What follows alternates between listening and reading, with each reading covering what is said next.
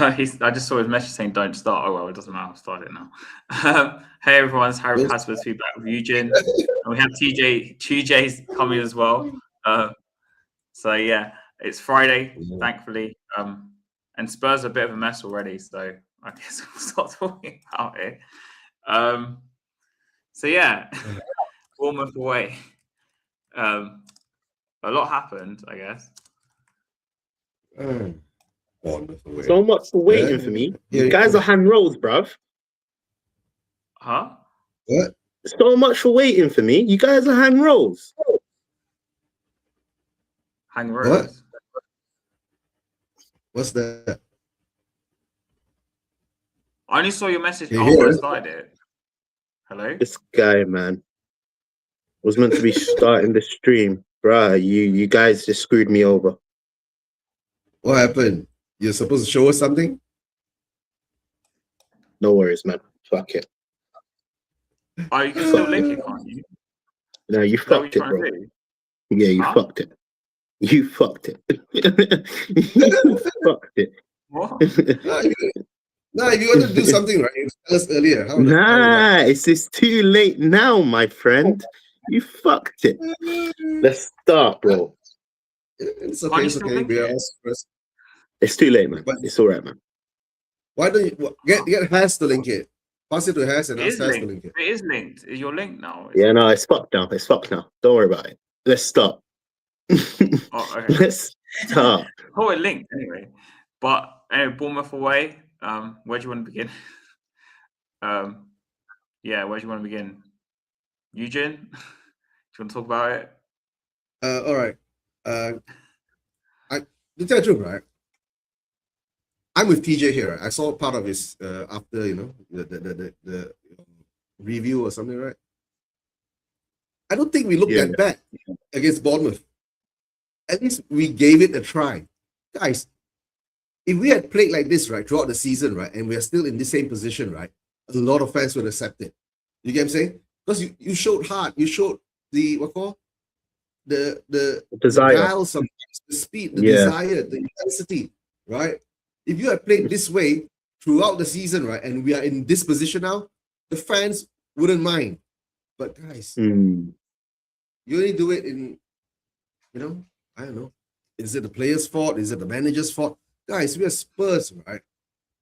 We just won a trophy last season, and everything is up in the air again.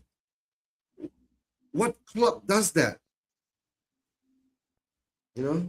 So I don't know. But one good thing is, I said this, right? I gave Enix 7 days.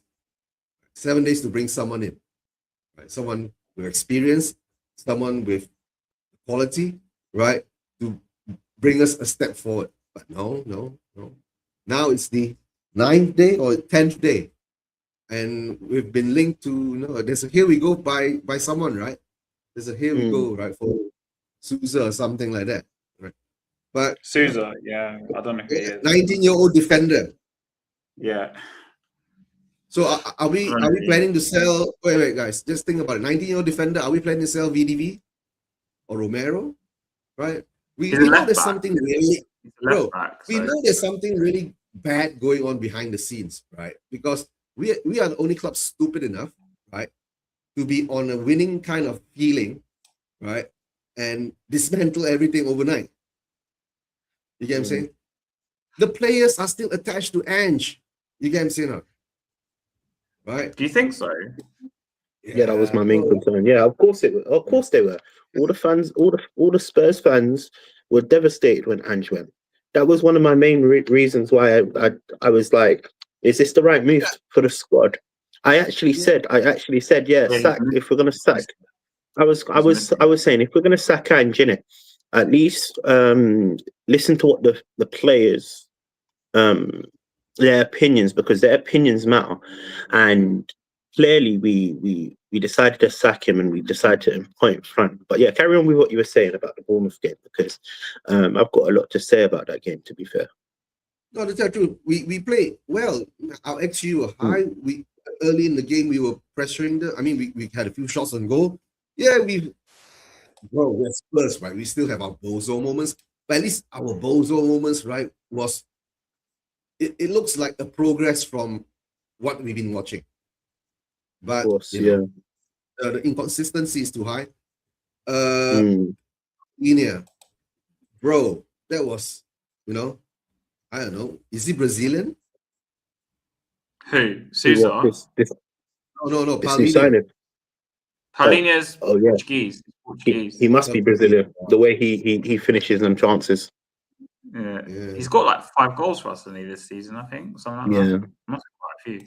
And the worst part is, right, we've got pillow foot strikers, right, who can't shoot the ball, right, unless they are like 5 or 6 yards just in front of goal, right? So, yeah, the players are shit, but if that kind of play was played from day one and consistently, right, we showed this kind of energy and desire, and we showed it in a couple of games, right? We've seen it that we can do it, but not often enough. That's the sad part. So I feel there's a bad mentality rift between the players who had that bond with Ange. They are having with Frank now. There's a rumor saying, right, there are 2 or 3 key players have already spoken to him. They're too defensive, right? And he still doesn't want to change. So, but of course, those are rumors. But rumors make the contact, right? Rumors make the contact. Yeah. But you know what I'm going to say about the Bournemouth game, right? One last thing. If he can play this way from now onwards, right, until the end of the season, I think the fans will accept it.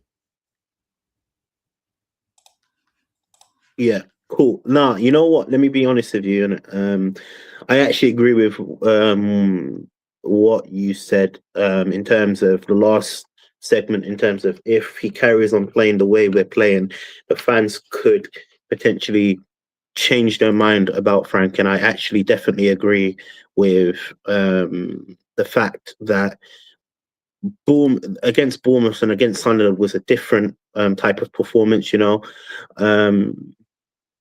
This type of performance was we did see quite a different structure. We attacked, and throughout the season we haven't attacked. We've sat back. It was a different style. It was a different way of playing. So in terms of Frank, is he adaptable? We can say, yeah, clearly he is. He's changed it up. Obviously it hasn't worked, right, in terms of on the pitch with the results, right? But in terms of all the criticism that I've had for him is he's too defensive. He doesn't want to try it. Last week we were on the show and I said my biggest frustration with Ange is the fact that he decides to play like a sissy. He decides to defend. And that's my biggest concern in terms of he doesn't really take risk. And clearly he was listening to my interview 2 days ago, so last week. And one thing I have to give Frank credit, that he has actually stylistically changed how he sets up, because we have attacked. Our XG is different. Our XG is above 0 now, that's oh dear. guys, come on. Nah, but serious note though, like that sounds so pitiful. You kept saying above 0 now, yay! Yeah, but let's keep it 100%. And I said this at the start when we were linked to Frank, and I said I didn't want Frank, and I made it clear. I've always made it clear. I wasn't interested in Frank as a manager, and I just didn't see the purpose of bringing in a manager if the plan is to go for Poch. So you might as well have just given Ange a season, But obviously we went with the direction of bringing in Frank, and now we're gonna have to go with it. And I don't even think sacking Frank in this crucial time will fix the major problems within the squad, because look, we know there's massive problems. You know, it's above Frank. In fact, you know, any manager that actually comes to Tottenham will have to deal with these problems. You know, and Romero said it. Well, Romero hit the nail on the coffin. You know, he obviously changed his statement. So there's two statements that he's made. He said lied to, and he took out lied to in it. Yeah, but we'll talk about that later. But we're talking about Bournemouth, right? The game was just, look. It's difficult because we're not confident. You can see this team, Tottenham, the beautiful Tottenham that I support, are not a confident club. We clearly lack that confident style. You know that what's a good word for it? To tell the truth, right? To be honest, right? We are a chicken shit club now. Yeah, we are. No, factually, we are. No, we are. We lack that. I don't know. Is there a word for oomph? A good word for oomph? You know what I'm talking about? Like that heart, that bad boy mentality. We lack that. We don't have that within our squad, and it's showing because when we're going against teams that we should be winning, really respectfully, you know, we're drawing, we're losing, you know, and it's TJ. Bournemouth was aggressive because Gunners made them sour. Yeah, you could actually say that, but I'm just speaking about Tottenham in general. Tottenham 11 games. Well, so yeah, I'm actually just talking about Tottenham. Tottenham are struggling to all the questions of struggling to create chances. Clearly, we created enough chances to actually go ahead and win the game. You know, and for me, the performance was, it wasn't the greatest, but I can see the.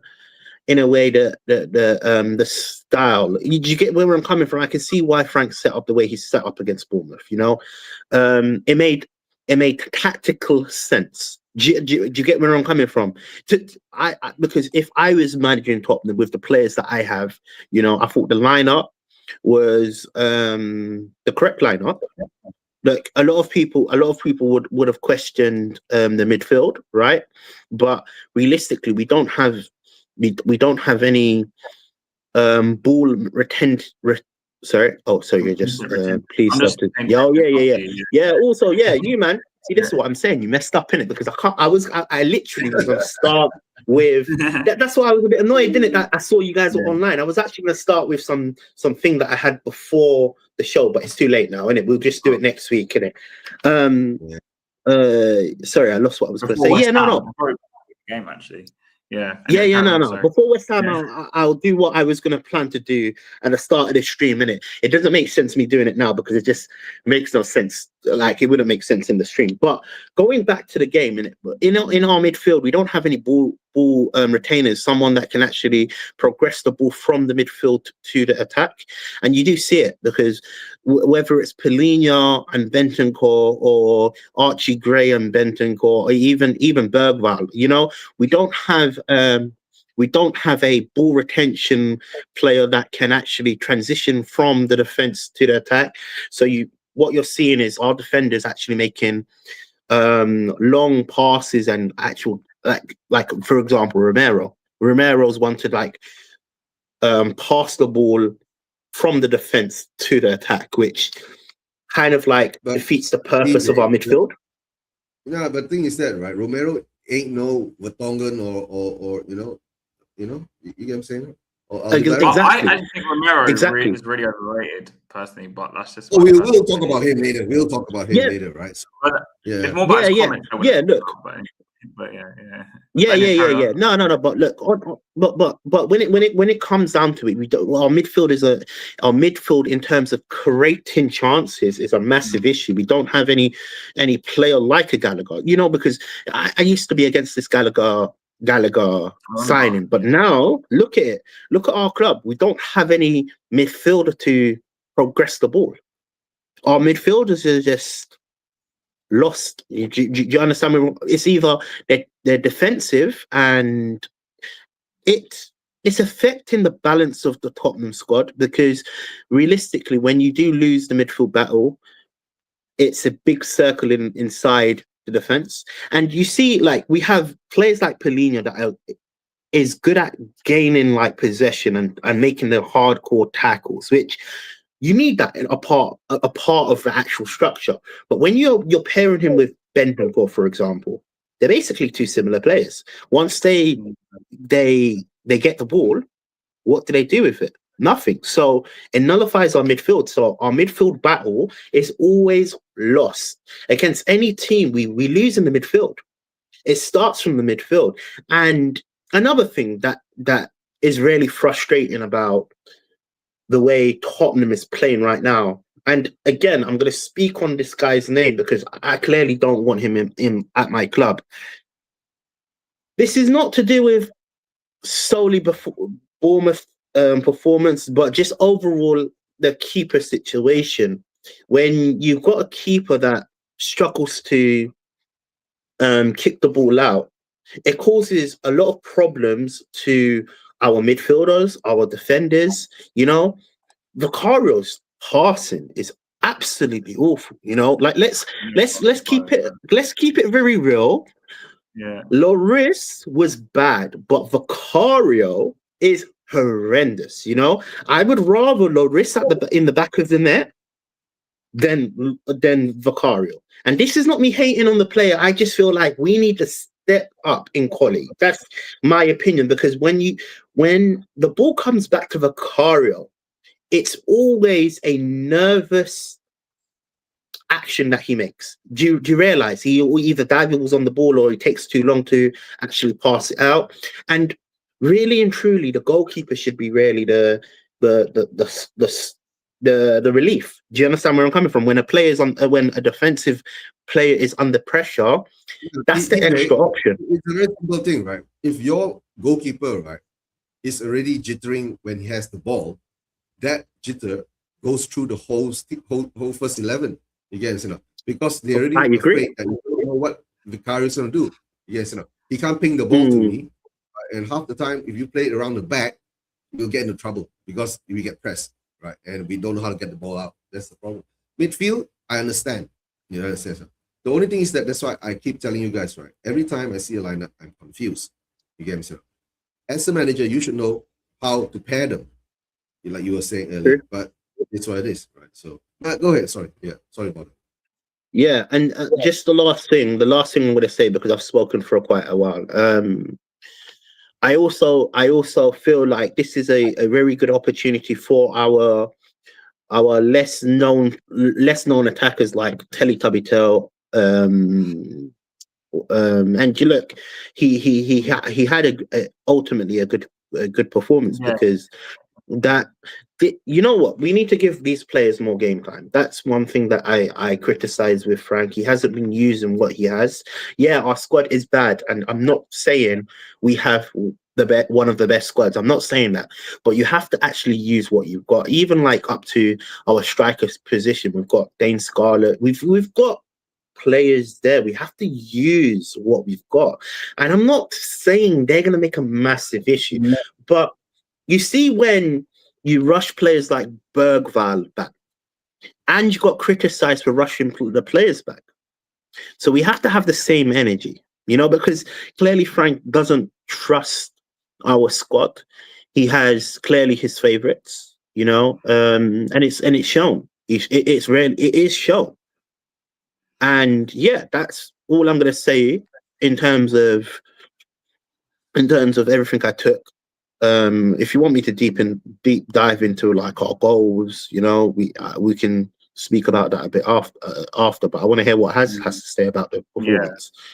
So I thought we were quite unlucky not to get something out of that game. Like, I thought we played pretty well. Again, what I found interesting was more like the midfield pairing that everyone's been against for 2 months, playing Paulinho and Bentancur together. I thought is our best choice there. And I thought that was good that he went with them, because we're playing away from home. I thought Tell had a great game. I was very surprised, but I thought he played really well. I thought Xavi, though, I thought he was probably the worst player on the pitch, I'm being honest. I don't think he really affected the game that much at all. Like for someone who plays in the 10 position, Yeah, I expect a lot he more. backheeled the first goal, bro. Why you got all this savvy hate? But I don't think he really like did that much. I know he probably got the assist, but like I don't think he really affected the game as much as I wanted to. See, Like before you carry on, wait, Yeah, but before you carry on, I just want to mention something about Xavi. Xavi Simons is not meant to be a player that we have to. He's meant to be a luxurious player.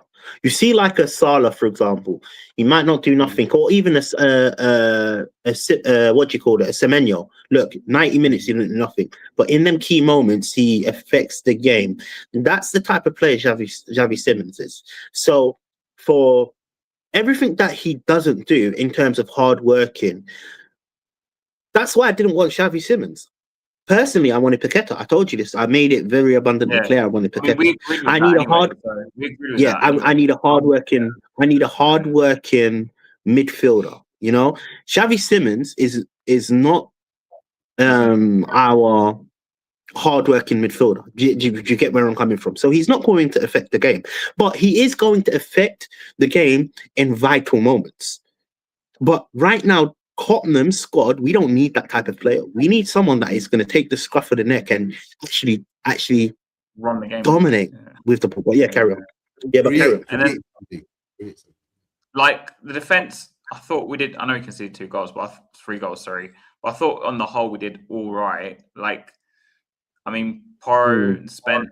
The problem is that our performances aren't that much different, so it's hard to gauge, like, you know, what a bad one is, a good one is at this point, because it's all pretty similar.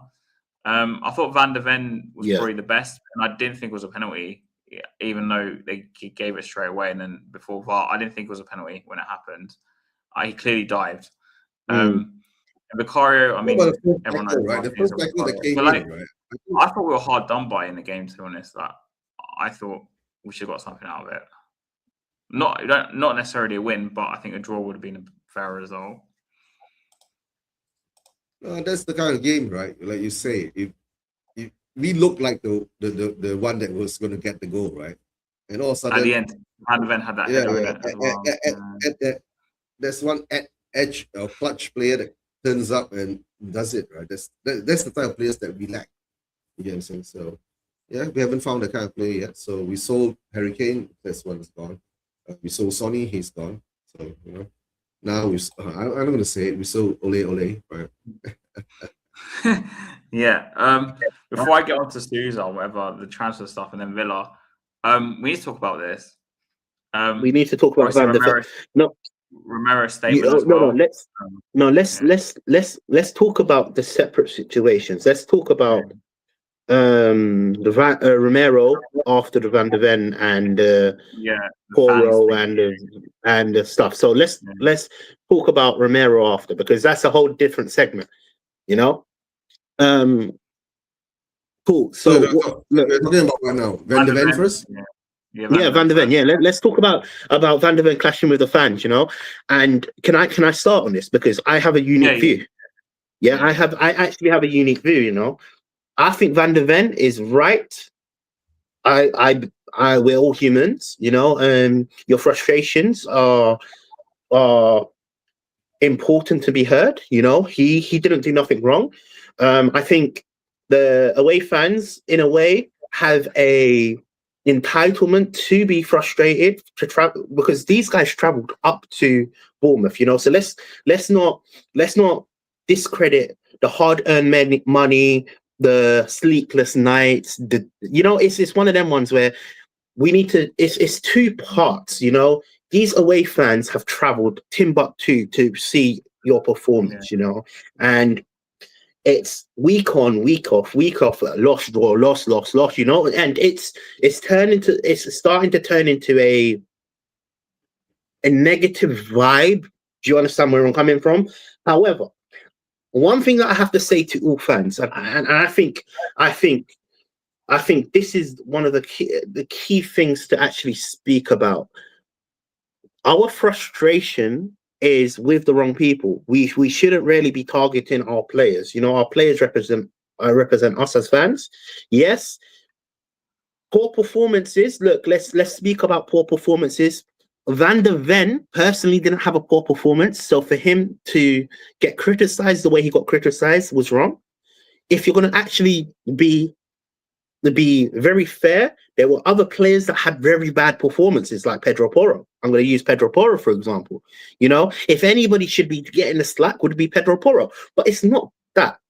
It's above the players, because you're focusing the blame on the wrong players. We have to support them in these dire moments, you know, because look, we know that the style is an issue. Yeah, we all agree with this. You know, the style is clearly affecting how the players play.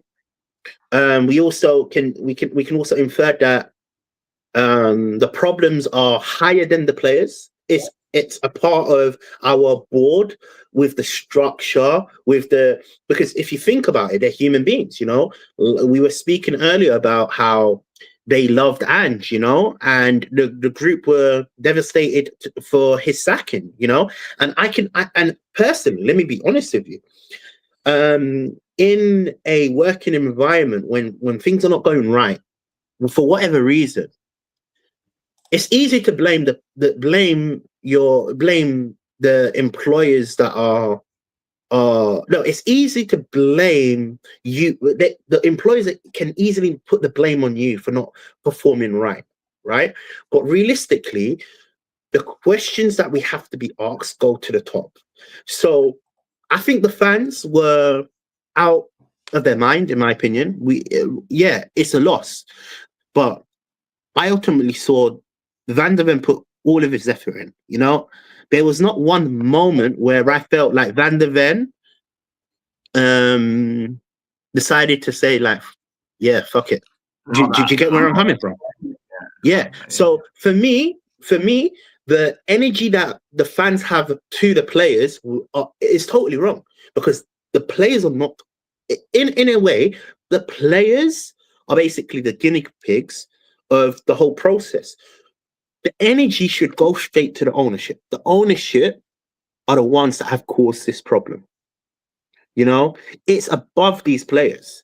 We have to realize that there's certain things that cause a ripple effect down the squad.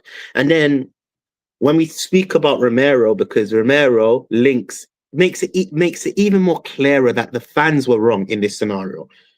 But yeah, carry on. I want to know your opinions, because let me be honest with you. I think the players were right.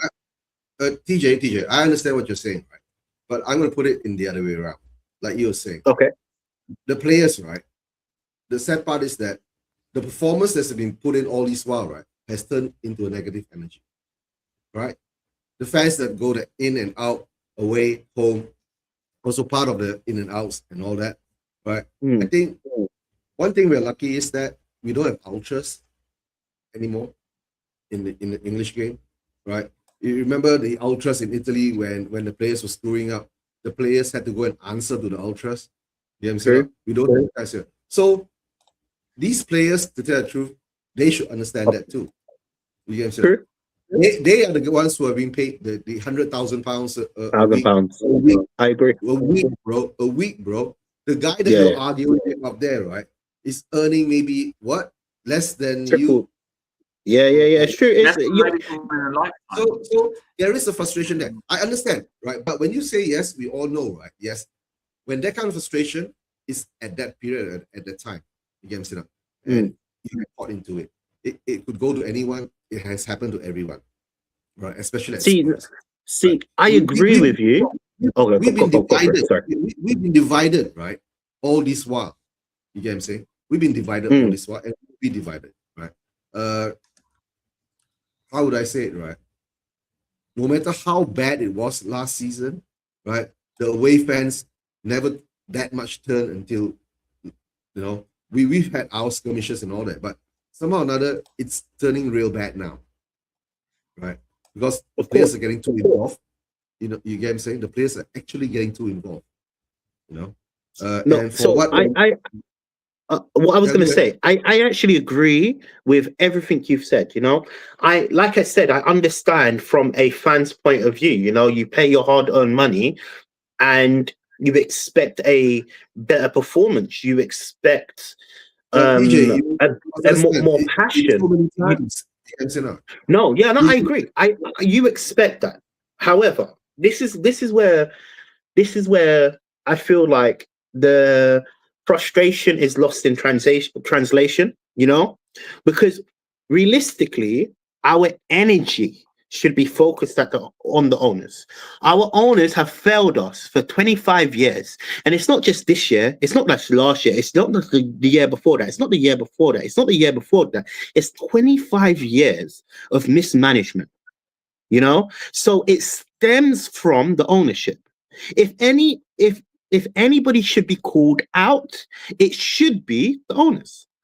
Realistically, because I agree with you, DJ. That's why I've been manager don't care. When Ange, after the last time when Levy came and said we got our Tottenham back, that's when I really know, before that I really knew, right, that we are going to get conned. You get what I'm saying? We're going to get stuck again. We're going to get into this process again.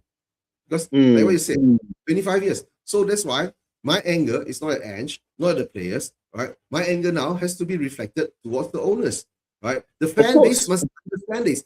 That's why I said I have standards, right? My standard is to win the league. That's why Romero, VDV, and all these can go and argue with the fans, fight with the fans, whatever with the fans, right? In the end of the day, the club will still be there, but have we improved?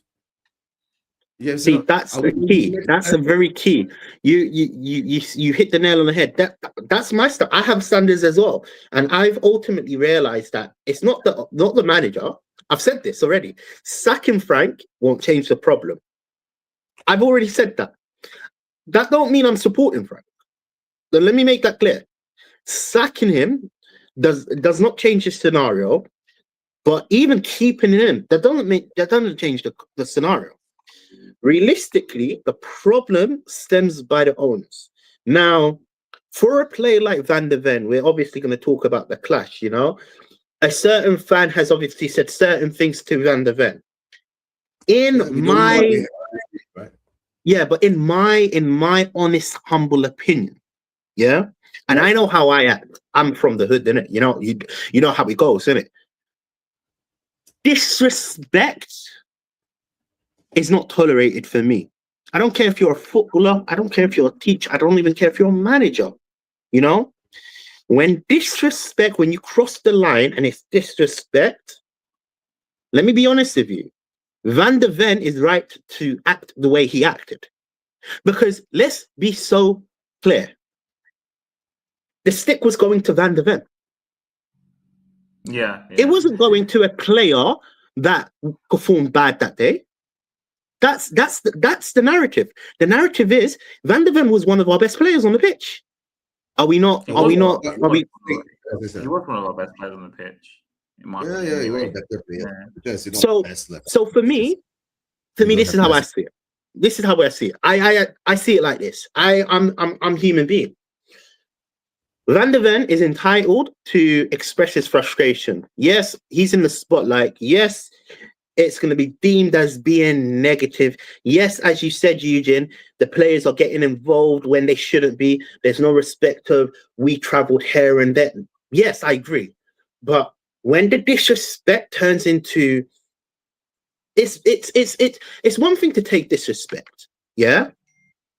But for me, I know my character. When I hear something, it could be just me walking on the street, and if someone calls me a monkey, bro, we're scrapping. Or I'm gonna be like, say that again. You know what I'm gonna say about this, right? Where was our manager, right, when this all was happening? Exactly. He should be there, right? Standing between the player and the fans. He should be answering, not the players. Get the players into the dressing room. You get what I'm saying?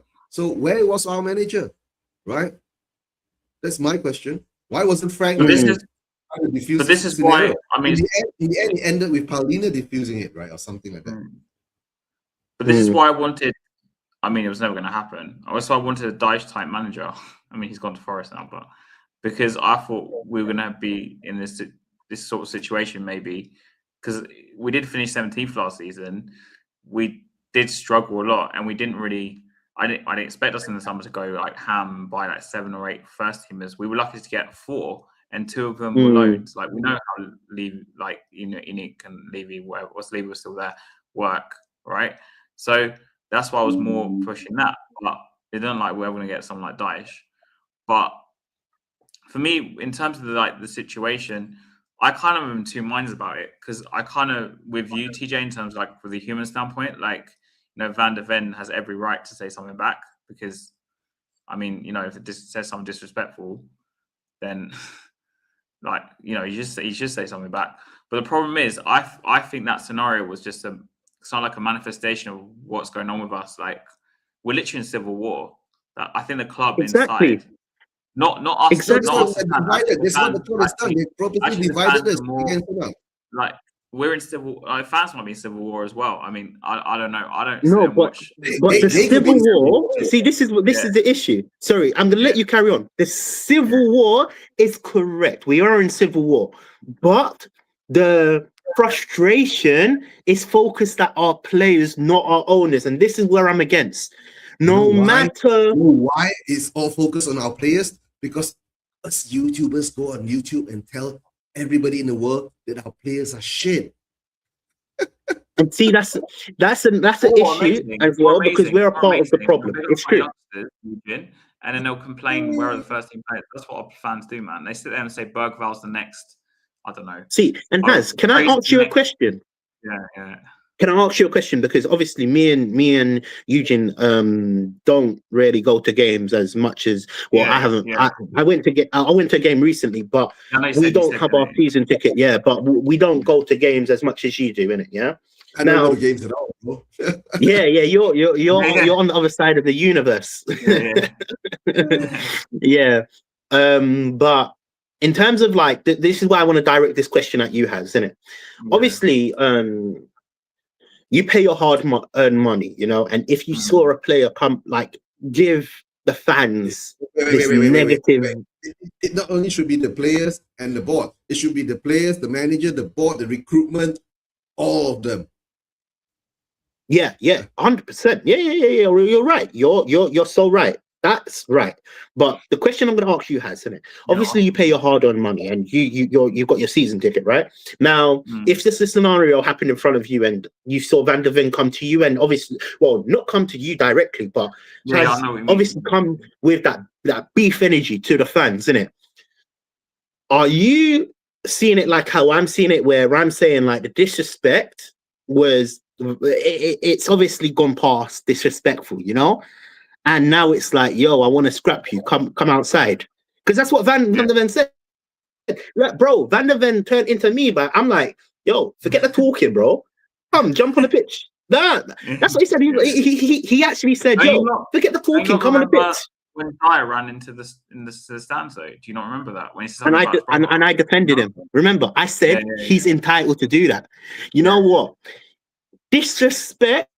See, maybe it's the way I've been raised and how I've been raised. You know, I understand that kind of scenario, but what I'm saying is that at that moment in time, everybody was heated up. Everybody was. I mean, we lost, right? Emotional, in the 95th emotional, right? So it is what it is, right? So that's what I'm saying. We have to move on from this type of things, because the clash will be the clash, right? If the players put up a performance, right? To tell the truth, the performance was there for the game. Right, and for what Romero came out to say, right? Romero has been doing this for a long time. When Conte Romero was bang on the money, the money. Yeah. So that means he's saying the obvious thing, right? We all know that. That's the sad part, right? The sad part is that a lot of Spurs fans are deluded that they don't understand that. Is that we all know that, right? It's not. But Romero. It's not no, but see, this is the thing. This is the thing. No, but this is the thing that I say for Romero. No, but this is the thing that I say for Romero. You know, he was bang on the money, because after all of this craziness between Van de Ven and the players and the fans in it was happening, he said it straight away. He says, "I'm sorry." You know, he said something along the lines of, "Look, I'm summarizing. You guys have obviously read it, you know, but I'm summarizing." He did say sorry. We've heard 100 sorries, right? But he also said it's not just for me to say sorry; it's for certain people to also say sorry, right? He said it clearly, and then he also said they have been lying to us. which also tells us that the narrative that a lot of people are throwing the players under the bus, when yes, some of them deserve to get thrown under the bus because some of them, their performances is all, they clearly don't want to be at Spurs. So TJ, I think I come to the conclusion. Romero has found out that Vina is still Gunnar and he's there to sabotage him. That's the lie. Nah, you know what? The different, I see it in a different light. I see it like this. I think Romero spoke up in a vital moment because Van de Ven just had beef with fans, right? Now, as a captain, and see, this is the thing, whether you see it as a Conte moment, because Conte, let's make it clear, Conte's statements were all true. Everything that he said in his statements were all true. Wait, he didn't lie. It was true until last year. Last season. Yeah. Last season. It was true until last season. Yeah, right. That's right. That is right. 20 years. 20 years, yeah. Not won you anything. Yeah, it was true until last season. But what I'm trying to say, when Conte done what he done, you know, and they sacked him for what he done, and he said, it was all true. I'm using, everybody's saying, is this a Conte moment? No, I'm saying it like this. Romero is saying, yes, we are to blame. This is how I took it. We are to blame. He even apologized. He said, listen, I'm giving it all, or something like that. If you read it out, yeah, he's saying he's sorry. He didn't say, I'm not to blame. He said, I'm to blame as well. But the blame is not solely on me. And for me, he is speaking facts. For me, Romero, he's our captain. And I think it's so important for someone like our captain to stand up and say what he said. Because for me, it's gone toxic. It clearly is. It's clearly toxic. Nobody's happy. Everybody in the Spurs community is frustrated with our ownership. I actually believe right now is a vital moment for us to get these fools out. I think we need to bring back the protest. The protest can only change all of this. Over there too, right? The Enid family have failed. Have failed. They have failed so many years after year after year after year after year, and we keep giving them leeway. And realistically, nothing is changing. We thought getting Levy out, and remember I said this when we got Levy out.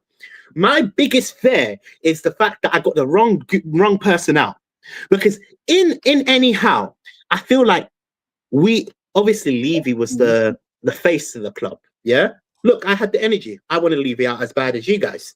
Yeah, but my biggest concern is if we get Levy out and he's not the issue, we have a problem there. We have to change it now, bro. Okay, I'm going to tell you this, right, before I go, because it's going to be 2:30 here in Malaysia, right? This is my turn to say it, right? Whatever has happened, right? Like what we all said, that the energy is focused in the wrong direction. Romero has come out to say it, it's the fact. Conte has said it, it's the fact, right? Only thing is that it's for our fan base to wake up, to know what kind of standards do you want. Do you want to win the league? Do you want to be just fourth? Do you want to be languishing like this now? Or do you want to be relegated? It's up to us, right? So we have to voice our dissent. I'm in frigging Malaysia. I can't do shit, right? The only thing I usually can do is, right, when there's a protest, I'll put it on my channel. And thanks to guys like you, Has and TJ, if you guys are there, you come on live, right, to show it off, right, for the Spurs, Asian Spurs, them to watch. Whether they watch it or not, I'm not sure. If they watch it, there are a lot of people who understand the scenario. We all know the owners are the problem, right? But the thing is that we all will always say this, right?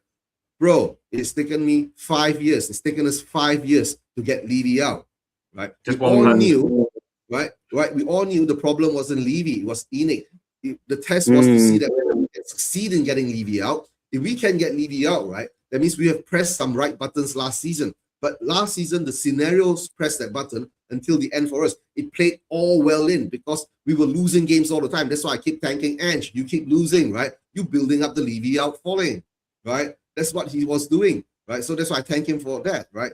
I'm thanking Ange for actually getting Levy out for us and winning us a trophy. Right? To be fair, it's right. You are right. 5 years to get Levy out. We knew ENIC is harder to get out because they own 80% of what 80% ENIC owns the whole shebang, right? Then it's another what called 70-30 or some shit like that. So they are I the think majority League owned shareholder. like 30% of ENIC or something, wasn't it? Or something Yeah, like something that. like that. So we have to focus now on ENIC out. It might take us another 5 years. It might take us another 10 years. You get what I'm saying? Right? The only thing is that we must keep up the fight and show that us fans, we want standards. We need, right, to see things with our own eyes, right? This transfer window is the best chance, right? If they go out and sign a D'Souza, a 19-year-old defender, good for you, right? Another potential. We are not Chelsea, right? We are not Binance FC, right? We like hedging on crypto, buying and selling players, right? With a couple of $1 billion as spare change. You understand? We must figure out how to run this ball game. And to tell the truth, the Lewises, I think after what they've seen, the real money, I think they're shitting in their pants because they will at least have to pump in at least 500 million pounds of their money to make this club, right, reach back to the standards, right, to bring us to top 4.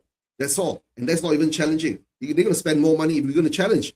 But if we as fans don't have that standard to challenge to want to win the league, then we'll be stuck at where we are.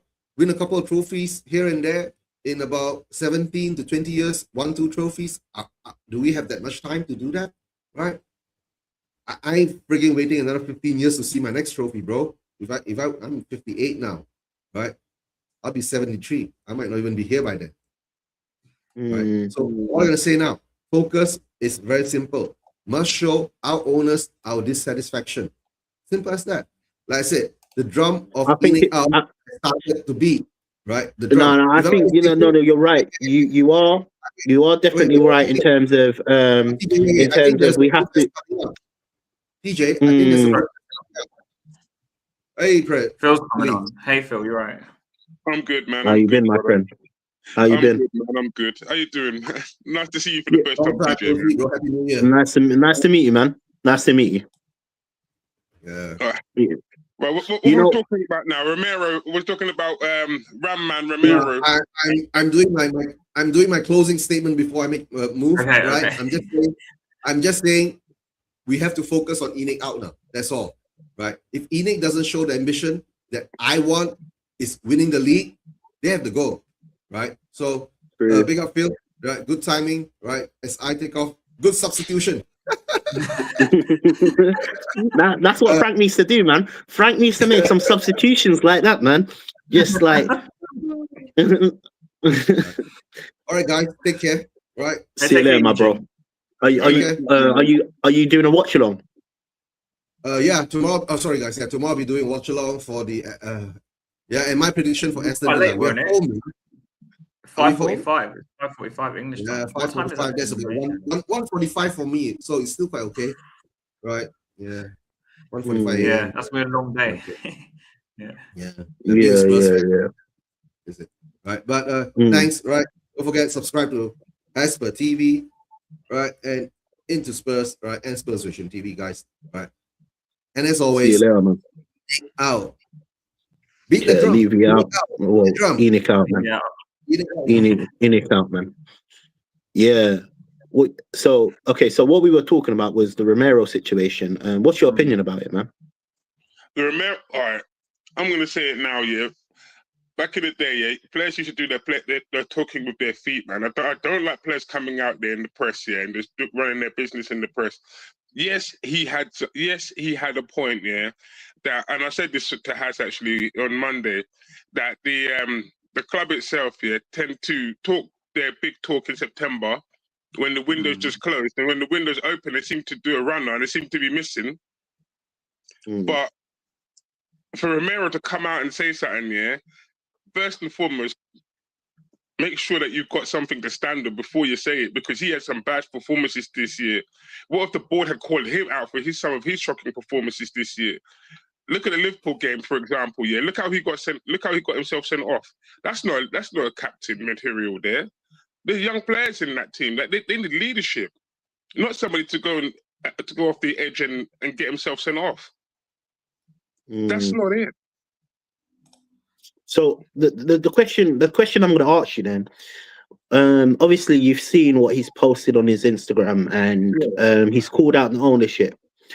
and obviously I'm I'm in agreement that he actually said everything that needed to be said about this ownership. You know, he actually took he even said sorry, the performance wasn't there, but he said there's other people that need to speak up.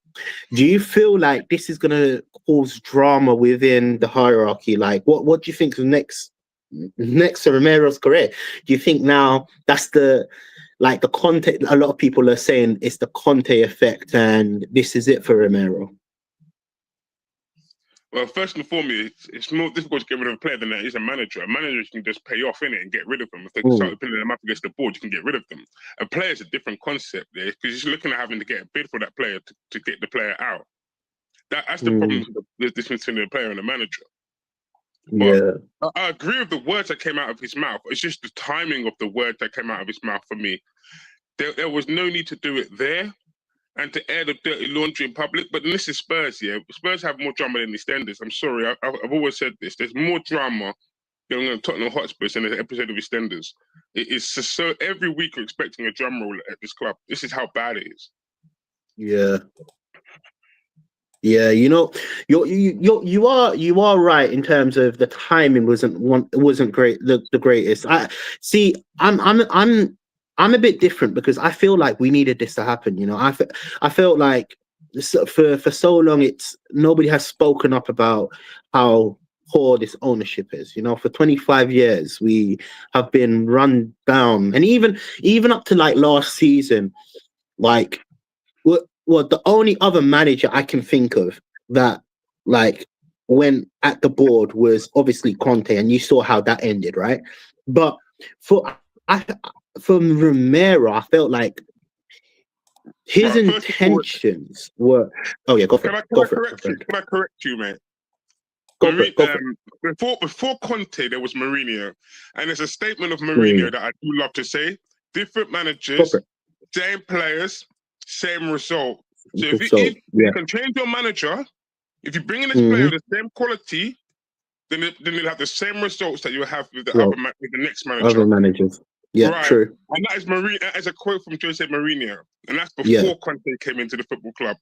And I even go back to Pochettino. When I asked for washing machines, they gave me tumble dryers. Yeah, I remember that. So they have called out the club before. You've just done it in a more diplomatic way than Conte. Conte just done it out front. Yeah, but you know what? Yeah, but you know what? Sometimes you need to have that like bad man vibe in it. You know, sometimes you know what? I'm from the hood, innit? Yeah. So maybe the way I process things is a bit different to most people, innit? But my mom used to tell me like certain things, and it just flew through my head, you know. But you know what actually taught me was the belt. Sometimes you need to see the badness. The badness shapes who you are. And you know what? Look, I'm not personally, I don't have no kids, so I don't know how I'm going to react when I do end up having kids.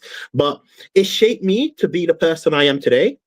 So sometimes, look, I'm just using that analogy, yeah, maybe it's hard for the fans to hear it because really and truly, it's one of the worst times to have all of this drama after Van der Ven was clashing with the fans. The next minute, Romero has done this statement. The next minute, all the squad have liked and post and agreed with Romero, you know? Maybe this is the catalyst for change. I'm not saying it's going to bring change. You know, true change, let's be so honest with you. True change is new ownership. Yeah. That's for me. That's true change, right? But maybe this is going to be a kicking the Enix family's ass, because realistically, when you have a player, your captain calling you out, I'm sorry, but you man have lied. It's damning. It's damning, and maybe this is what we needed as Spurs fans. Maybe this is going to shape us better. Who knows? Well, first things first. Go on, Romero. I think part of it is like a all players thing, but I think part of it is also because of him. Because when he signed his new contract, you know, he took away the line thing. I think it has something to do with the fact that they promised him something in terms of like players, money being spent on players, maybe to like, and they told him, you know, you sign your new contract, you become the captain. Because remember, there was a lot of doubt over whether Romero was going to stay or not. He was going to stay. Yeah, correct. They must have promised him something, and clearly he sees it as a lie because they promised him, say, you know, we're going to go sign world class players, for just as an example, but we're clearly not. And I just think that statement was partly that as well, and also because of like he wanted to take the pressure off the players by just to add a little bit to what you're saying, and also I also think it's ambition as a player like Romero, because clearly he wants better. He clearly wants better. If Real Madrid came calling him for Romero, do you think he will stay? No. If Atletico would come to Romero, he would go in a heartbeat. If Atletico Madrid is the one that I'm looking at. If they came for Romero, he would go in a heartbeat. For me, he's got no loyalty to Tottenham Hotspurs, right? And South American football in South America, there's a lot of Spanish football in South America is very popular. A lot of them grew up watching Real Madrid, so it's a popular league over there. So of course. So I would be expecting Romero to want to go to somewhere like Atletico Madrid. There was talking in the summer of him going to Atletico Madrid, but no bid came, and then they signed a new contract. And I agree with you. There were promises made to him, but this is ENIC, TJ, and ENIC have lied for a long time, man. The stadium. So he's entitled. So then this is how I see it. Maybe I see it differently. Maybe he's entitled. Because if I was in Romero's shoes and I felt like I've been lied to, and we don't know behind closed doors, he's probably had the conversation multiple times with these ownerships, and it's clearly not getting to their head, right? We're only seeing the surface level of him posting what he's posted, right? But realistically, we don't know what's happened behind closed doors, because behind closed doors, he could have been said, look, by this time to this time, I need to see true change. If I'm signing this contract, I need to see true change, not just for his ambition, because we see it as, they're footballers, but this is their future as well. Romero's not getting young. Let's make it clear.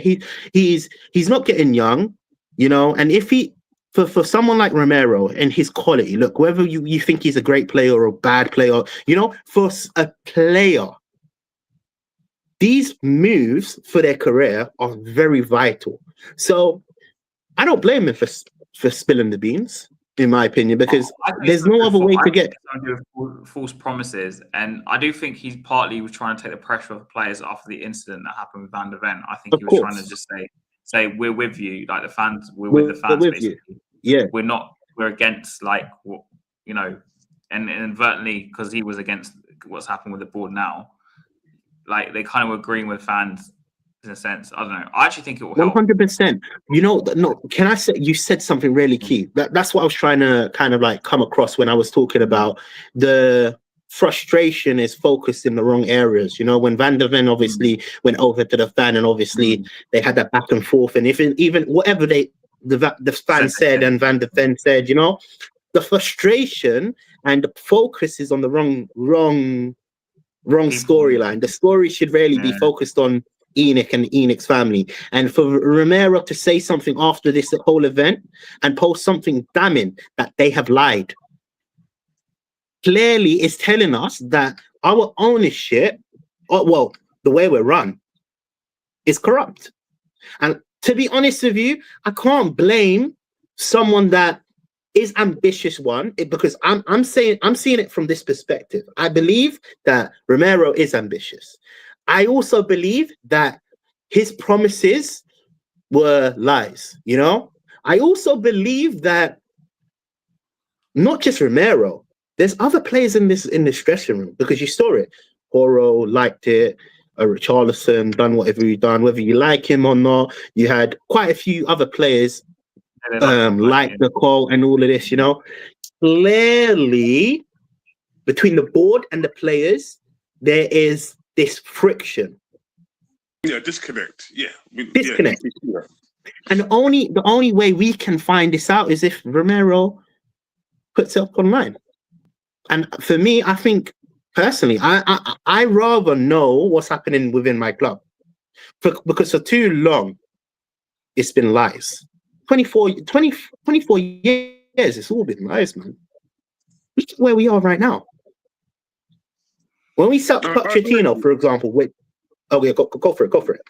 No. I'm going to say I agree with you. It has been lies. It has been lies, but this is why you have to read between the lines of Tottenham Hotspurs. There's very little belief. There's very little things I believe. Right.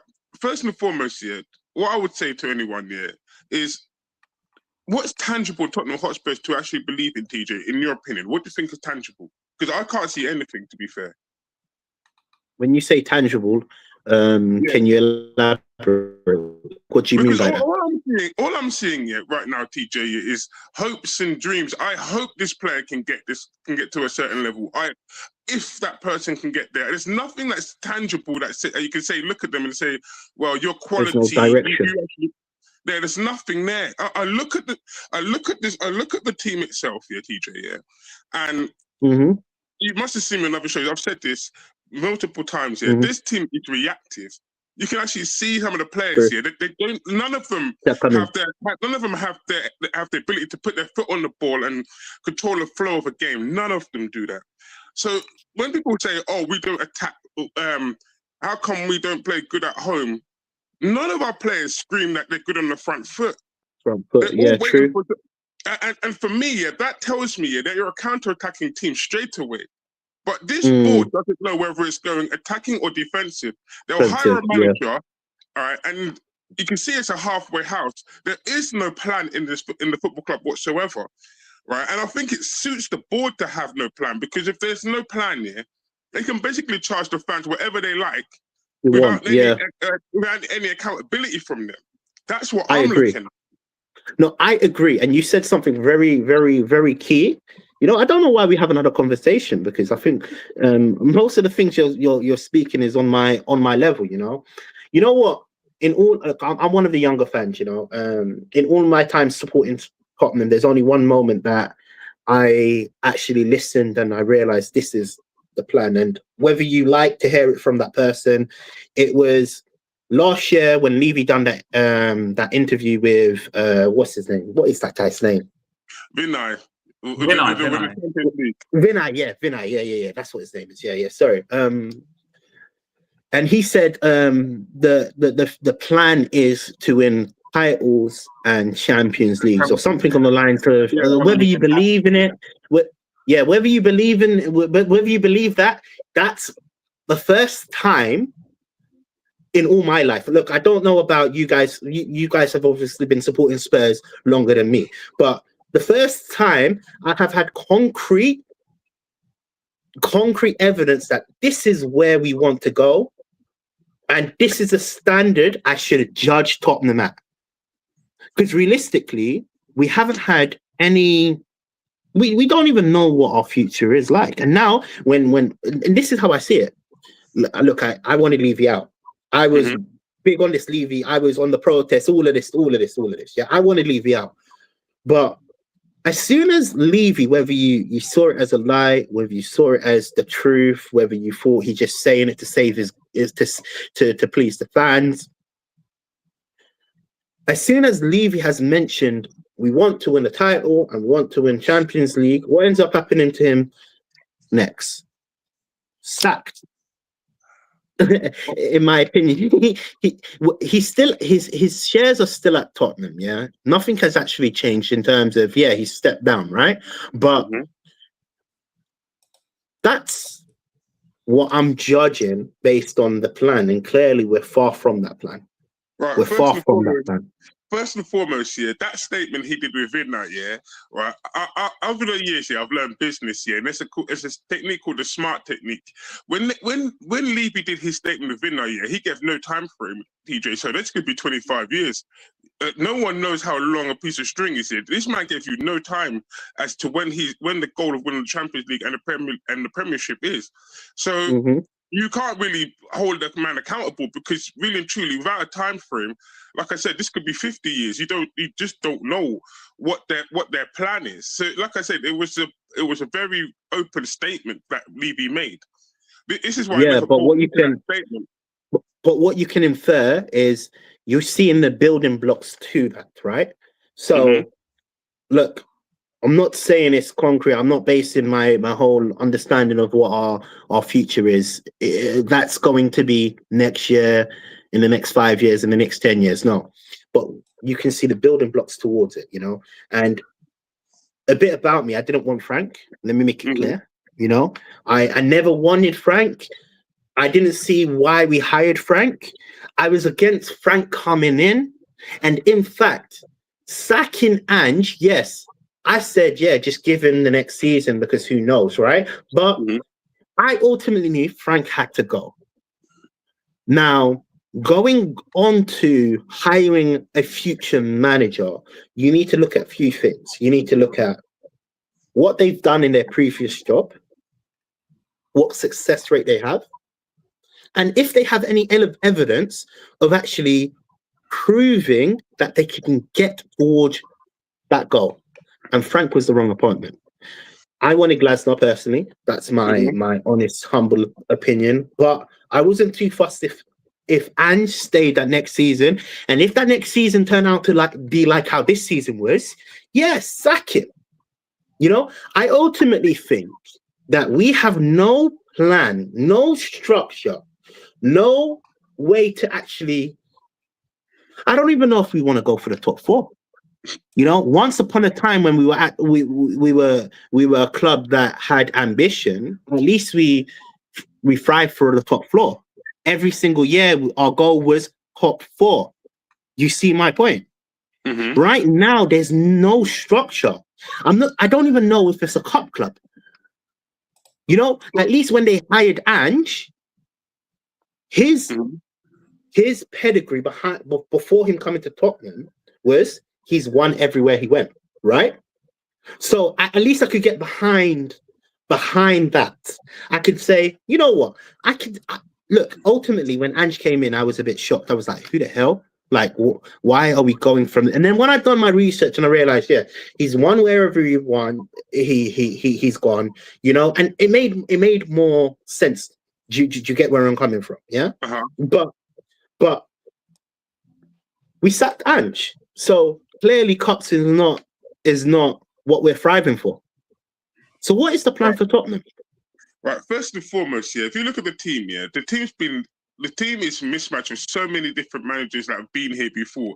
But what I'm gonna say, yeah, is there's gonna have to be a period of stability, TJ. There's been no stability in this club whatsoever for so many years. Right now, yeah, we've got so many young players here that need a coach and need somebody to lead, someone to be able to coach them and lead them. That's what I'm looking at.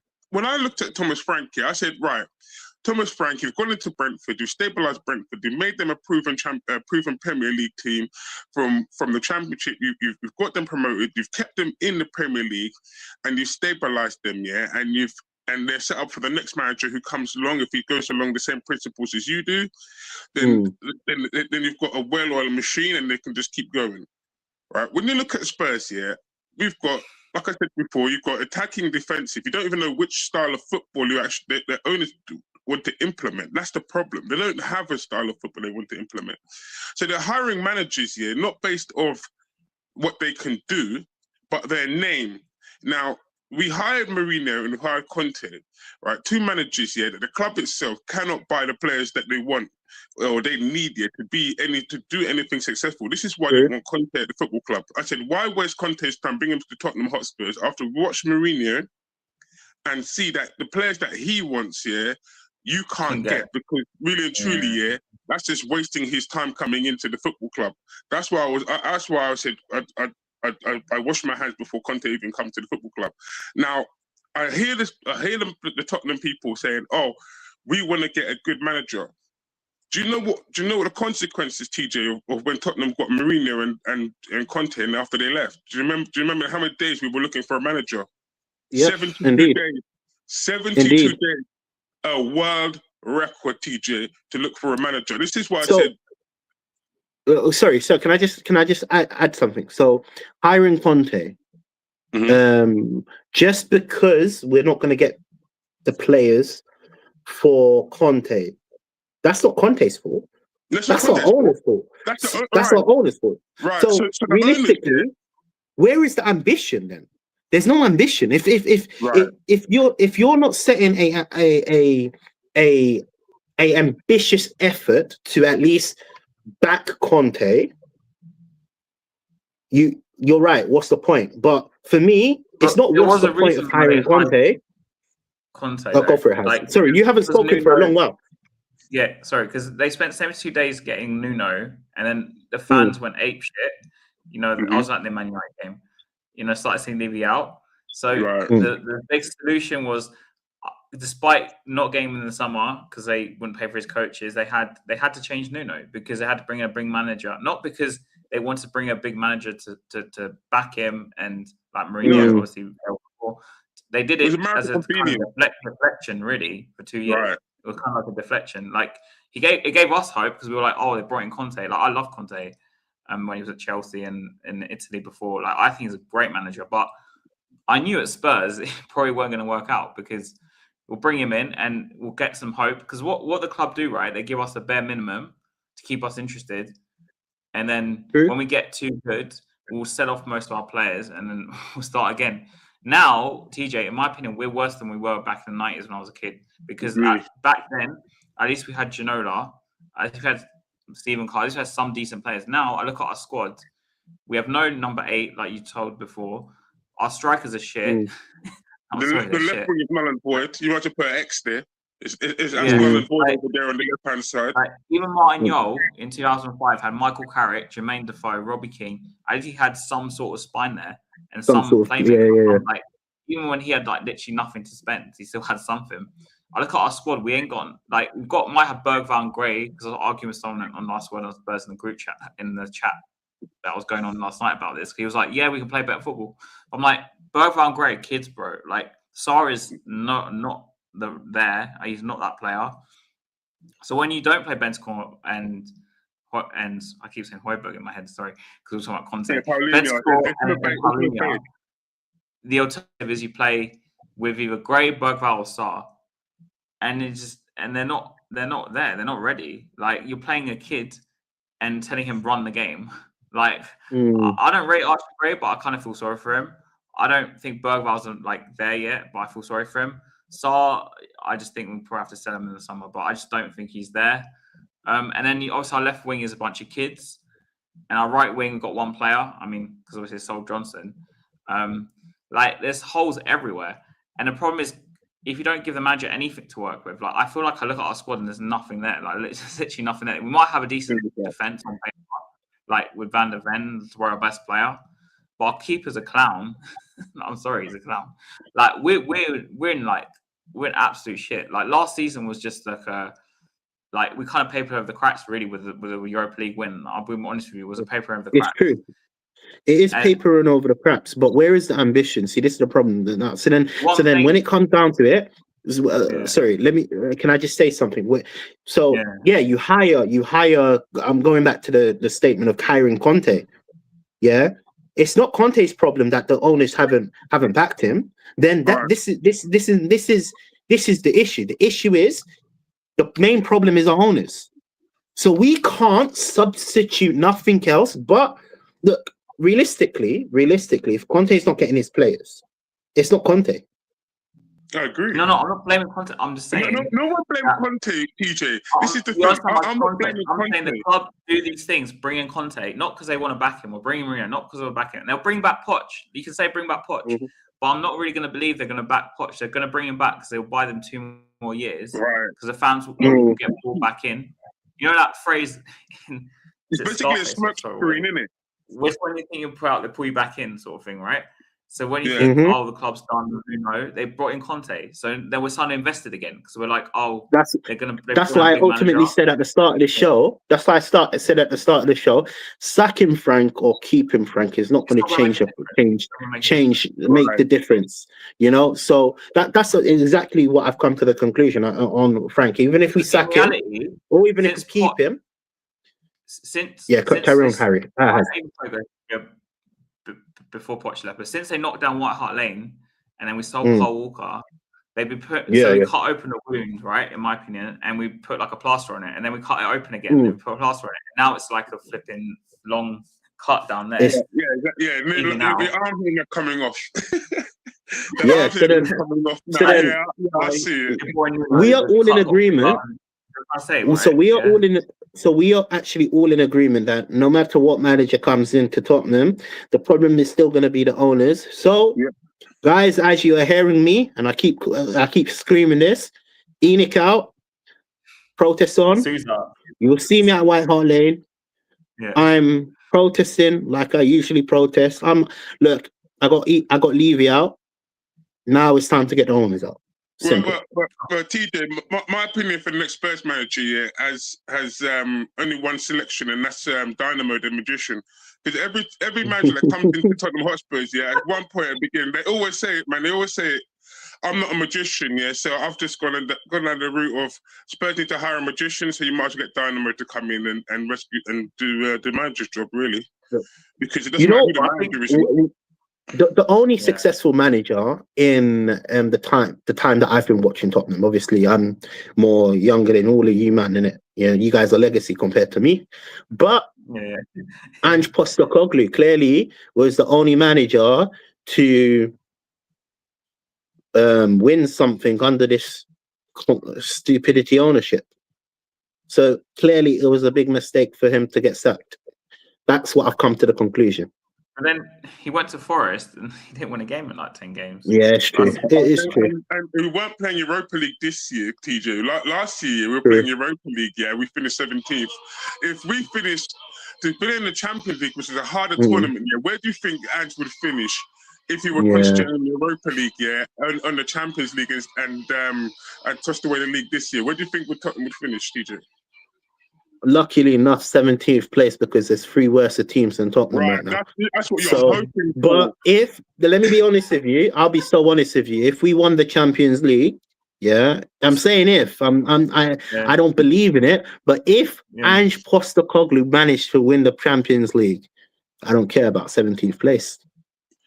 I just can't see Tottenham winning the Champions League, mate. I'm sorry, I can't see. I can't see it as well. You know what I'm trying to say, but I'm just making it. I'm just making it obvious. You know, no manager has been successful. Like I'm just stating, no manager has been successful under this ownership. You know, and the only manager that has seemed to be had some sort of success seemed to be one of the worst managers that we've had in the last decade. Think about it like that.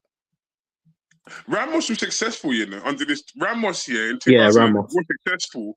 But the problem with Ramos here is in the summer that after we won the League Cup, basically Tottenham sold both our strikers, Robbie Keane and Berbatov in the same window, and brought in Fraser Campbell and Pavlyuchenko. And what a player Berbatov was. The club itself here sabotaged my man in that summer. This is what I said. I said you basically sabotaged the man before the season even started. So didn't we sell Defoe that January as well? I believe so, yeah. And then we brought him back under Harry Redknapp later on from Portsmouth.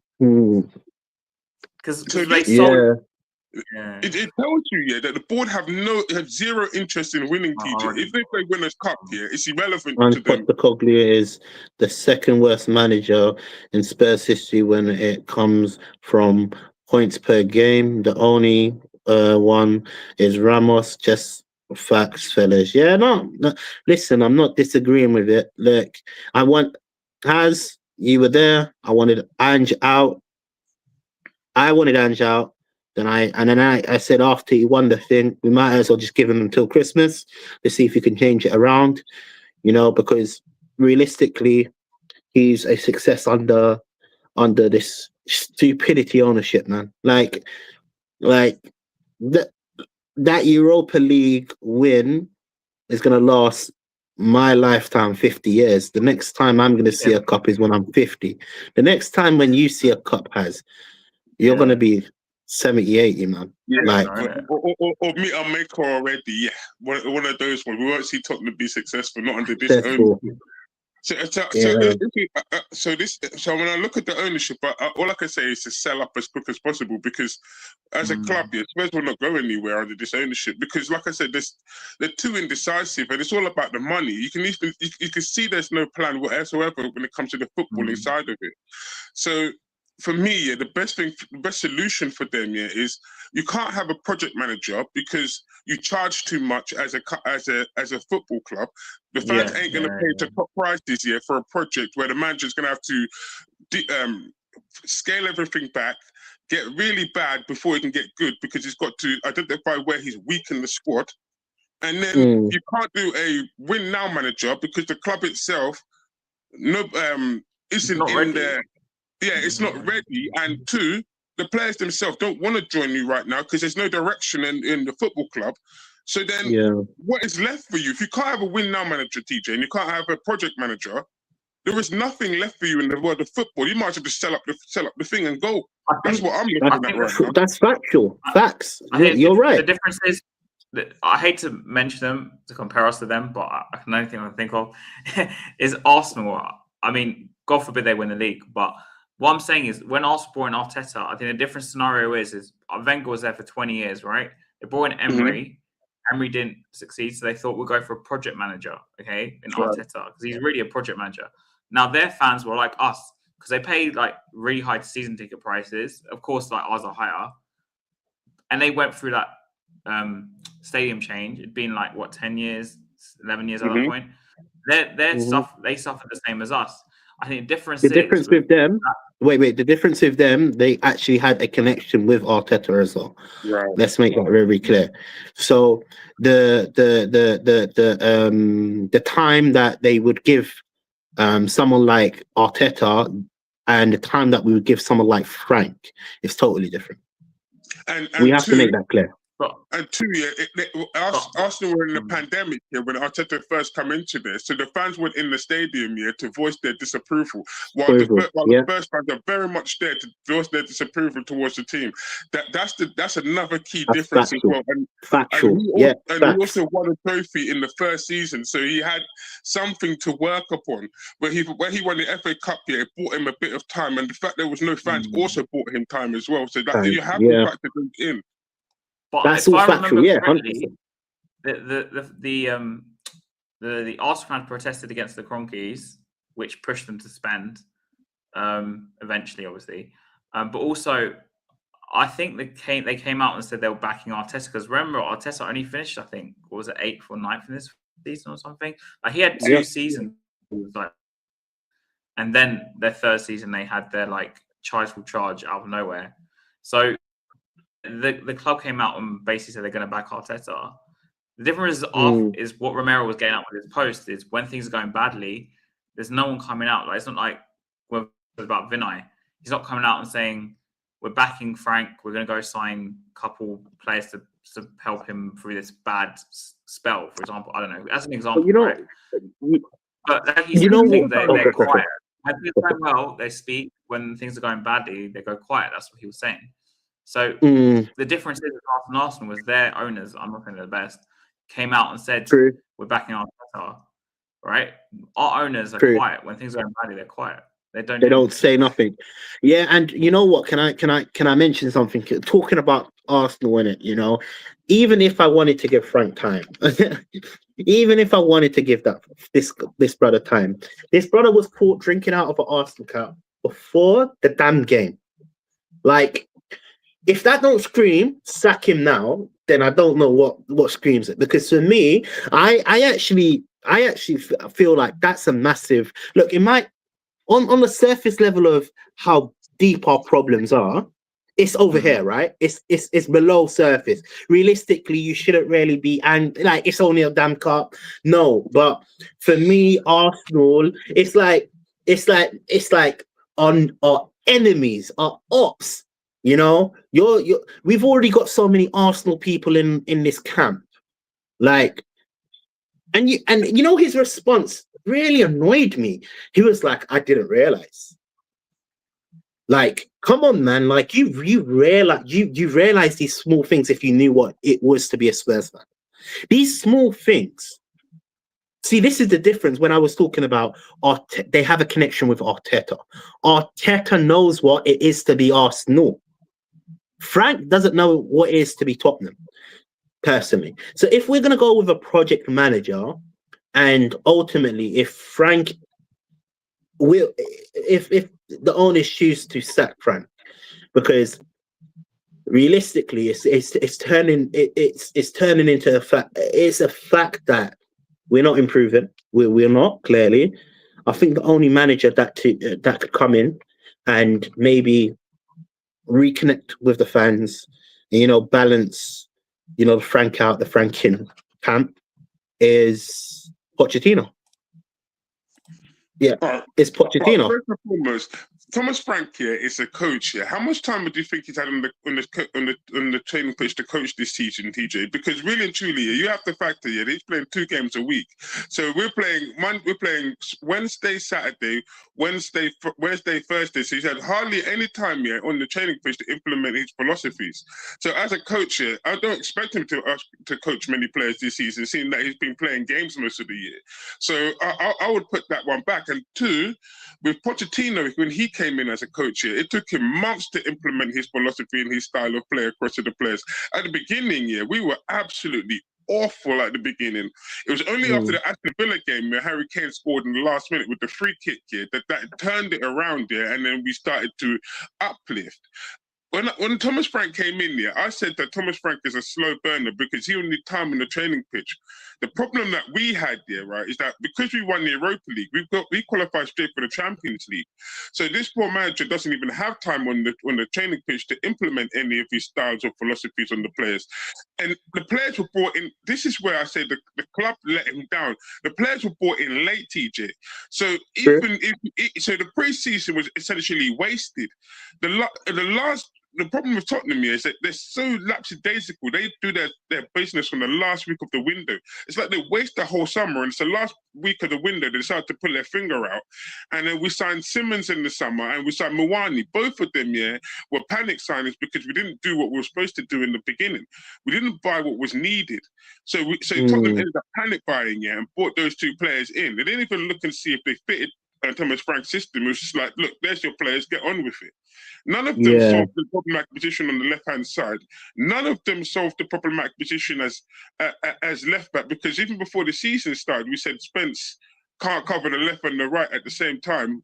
We had Edochie on the left-hand side and Porro on the right-hand side. Destiny Edochie is injury-prone, so therefore he cannot.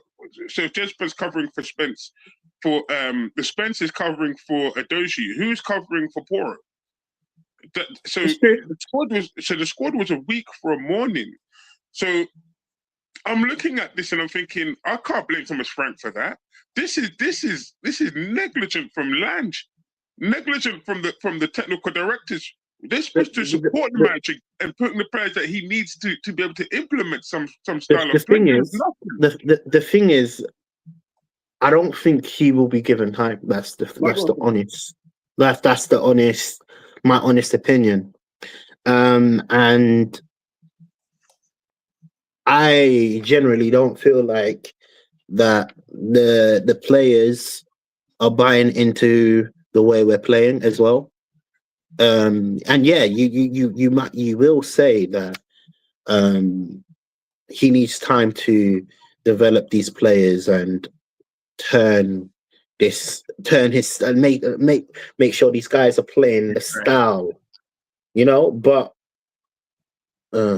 damn, who the hell's that? Oh, it's a picture, it's a backdrop.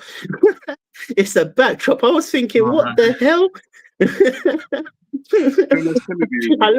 I just looked down and I was like, damn, like what has it come to?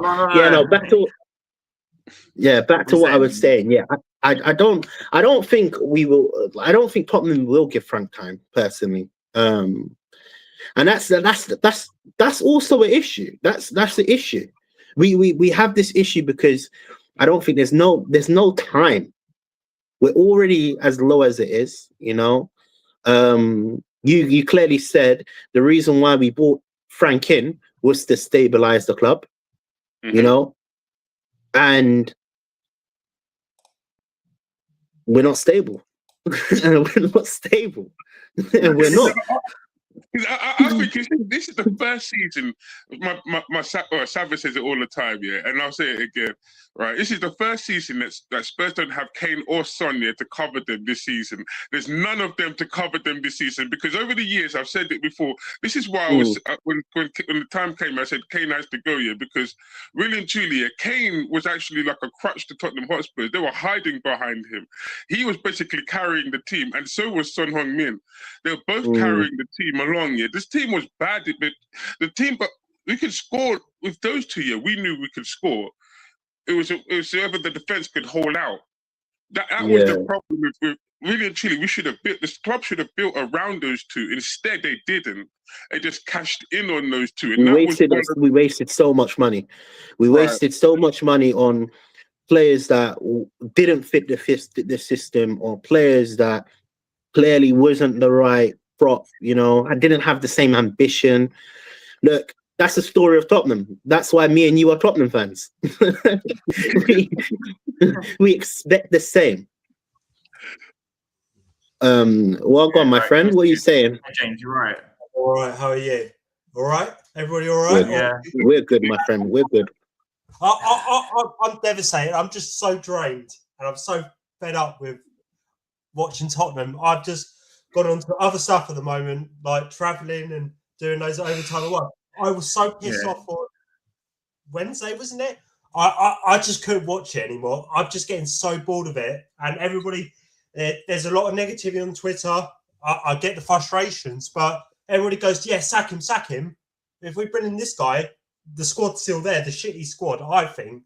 So many players in that squad just not good enough for me. I just feel like with the Richarlisons, the so many youngs, I just don't know how we get ourselves out of here. And every manager, okay. So if I got a question for all of you, three of you, if you were, how many in that squad would you keep? Tell me how many players you'd keep, and then name the players for me. Just anyone. Yeah, you know, asking me this question knows that I'll cut all of them guys, but I already know my players. Yeah, I already know my players. Realistically, if the plan, and this is why I was talking about Levy and what he said. If the plan was to go through the Champions League and win Premier Leagues, realistically, there's only 2 players I would keep. 2 players, Mickey Van de Ven and Kudus. That's the only ones you'd keep. No, not even Kudus. Kudus don't. Oh, come on. Best players Kudus is not a title and Champions League winning player. But the yet he's our best attacker, right? Yeah, but that just speaks volume. But this is the thing. When we had Kane and Son, I know you're going on there. This is where I get most of Levy and ENIC as a collective. They never built a squad around Kane and Son. Never built a basis, because we had the squad there 2016 when we were winning the Premier League title. Nearly, right? I'm not going to say because we never won it. Yeah. You can see he had the team, but we never had the bench to fix it. To get me to go around it. And then it got all bad from there, because to the Champions League final, and Levy went, right, we're going to do this on the cheap, because I've done it for years. I'll do this and he kept on continuing with young players. That hasn't worked. So, but Frank's getting all this heat. I get why people don't like Frank. I kind of like him. But the problem is, if we bring Xavi in, he isn't going to work miracles to the squad. No one can. We've got to keep. We bought this 19-year-old kid from Brazil. That's not going to solve anything. Yeah.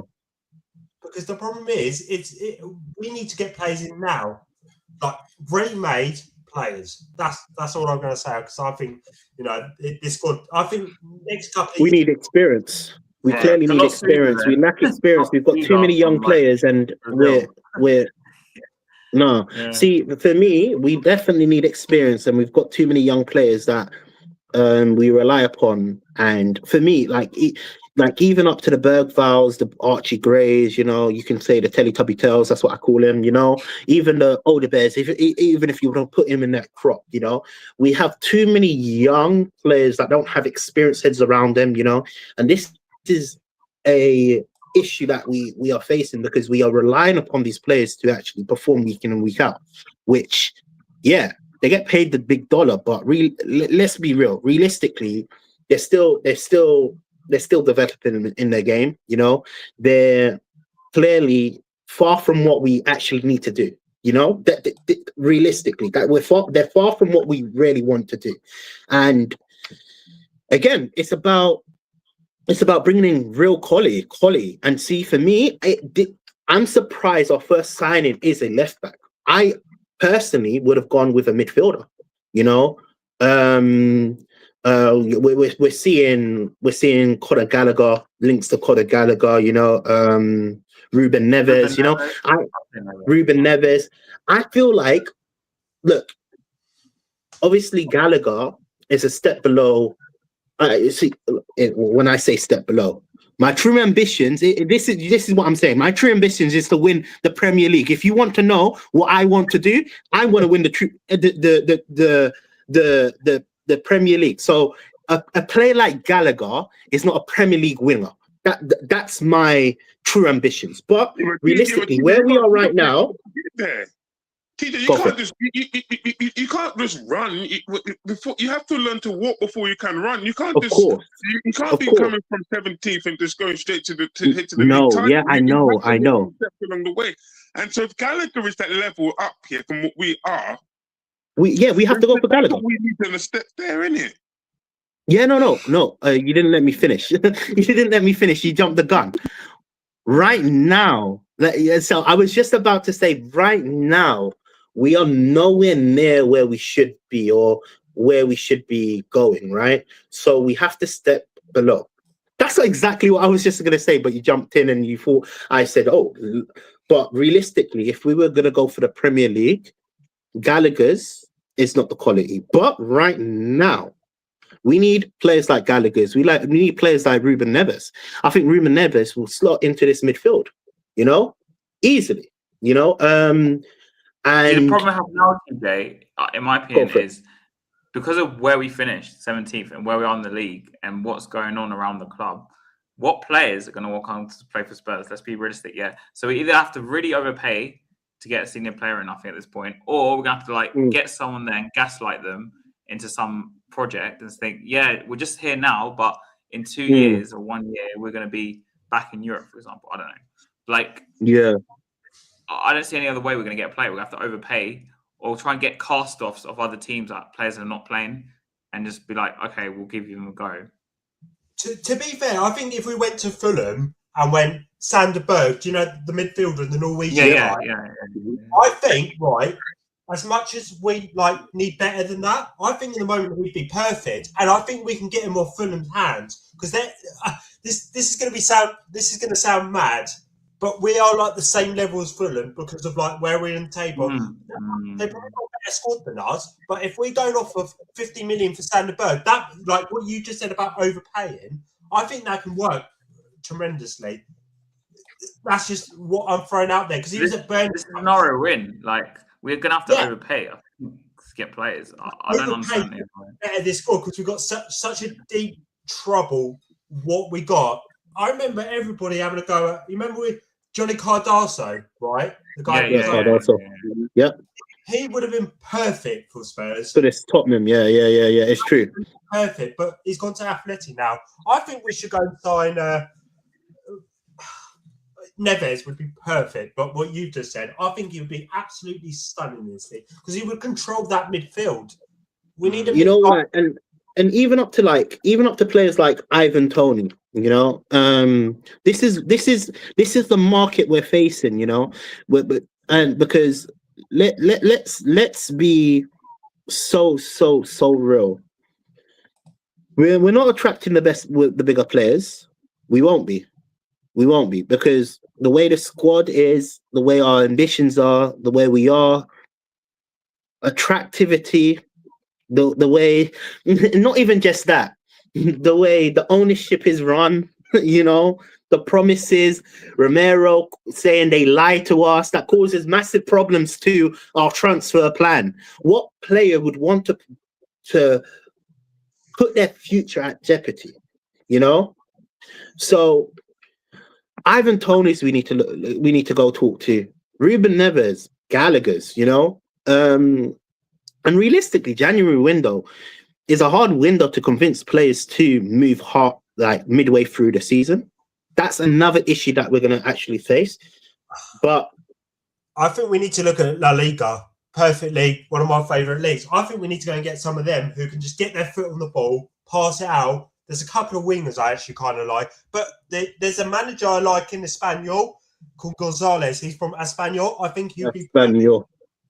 Pardon?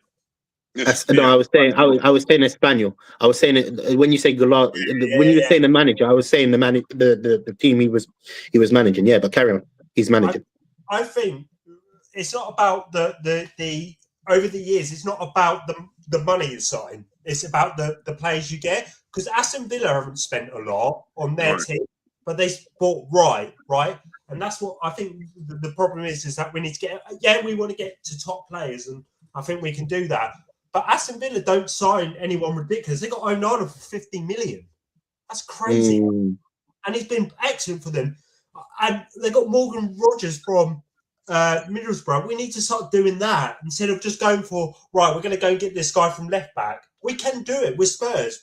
I'm sorry, we were that top team a couple of seasons ago. We can do it. But the problem is that board, that scouting net, all needs to go. We need to bring in proper. I'll tell you what, right? You know who I'd love to see run the football side? Ralph Rangnick. Ralph Rangnick. He'd be absolutely perfect what we need right now. Because then he'll start convincing players to build that project. Get rid of Lange, get rid of Dinner, and get Rangnick in. Because he'll be perfect. The question I'm going to ask you guys then, obviously this window is going to be, it's definitely a difficult window. Let's make it clear. January is not an easy window to do business because players are halfway through their seasons. Some teams are doing better than other teams. Some players are clearly in good spots. It's convincing players to come to Tottenham. What positions are major that, like, if you were to say 3 positions, what positions do we have to address? And ideally, one other question: do you feel like Frank will be able to convince them to come to Tottenham? Right now, yeah, TJ. Can I take this one right now, yeah, TJ? Go for it. Right. Look at the club, yeah, fully. Not just the Romero quotes from yesterday, not just the Van der Ven, not just the manager. We don't even know if the technical director is staying around. So, what player in their right mind is looking at this club and thinking, if the technical director who's negotiating whether I should join or not is not sure whether he's going to stay around after the window, why would I want to join to the football club? Because he himself is not committed to the football club. So why would I want to commit myself to the football club right now? So people have to understand this context as well. So I'm looking at this squad here, and I'm looking and thinking, right, the first position I'm going to get is a ball playing number 8 because you need that tempo setter in the midfield. Because you need that person to bring the defense from the ball from the defense to the attack. Because right now we haven't got that in our team. We haven't got that presence in the team. We need a leadership. This is another reason I said Conor Gallagher, because he's also a leader. Right? And Tottenham badly need that in the middle of the park as a leader. Right. And the next one I would say is a left back, a decent left back. I know we've got Sousa. But for me, is that confirmed? Is that actually confirmed? Sorry, is that actually confirmed? I think it's a here we go in the last hour. So cool. yeah, so But then again, he's going to be a hit and miss. We don't know how he's going to adapt from the Brazilian league, because remember, the Brazilian league is nowhere near the level of the Premier League, so that's going to take time for him to adapt over anyway. And then we're going to have, and then the other position I'm looking forward is a striker, a hold up forward. We badly need a hold up forward to bring the other players into the game, because every time the ball goes to one of our forwards, that's going to come back. The pigeon can't hold the ball up for Toffee. Chesney Hawk Solanke, for me, one of his one season wonder. He's not a hold up player. And Mawani, I've never rated Mawani, and I support France, and I never rated Mawani. So all three of those managers, it's no good to me whatsoever. I don't rate any of them. It's true. It's true. You've been quiet for the last 5-10 minutes. Sorry. You need to speak up, man. You need to speak up. My biggest issue is convincing players to come to Tottenham right now. I said, you're going to have to go out and overpay for players. And there might even be players that are like average players. Like, James suggested Sander Berge as an example. Or we need the left winger badly. And we just need solid players right now. I think going for these top players like Semenyo, I know it was a great idea. I'm not saying we shouldn't try. But it's a fairy tale at this point. Like we're like back when I was a kid going to Spurs games in the 90s, getting bad every week. But at least that team had someone like Ginola. Like it was somewhat like, okay, it's fine. But we need to start from like the spine, and for me, that's why the central midfield is like the most important. We need to go out and sign someone right now to fix I agree. Least fix the midfield. And okay, we have all these injuries everywhere else with wide players, but at least you have a midfielder could keep the ball. I know it sounds so minimal. Like at least we can relieve. I agree with you. No. I know. I agree. I agree with you. You know what? Look, obviously now we have the news that a left back have not had the best squad, right? But at least had Michael Carrick or Tom Huddleston who could keep the ball or spray and play the play. At least when Redknapp came in, everyone forgets this. He had Luka Modric. Bale hadn't even before that point. Developed, like Poch had Dembele. Like we don't have that player. Yeah, it's true.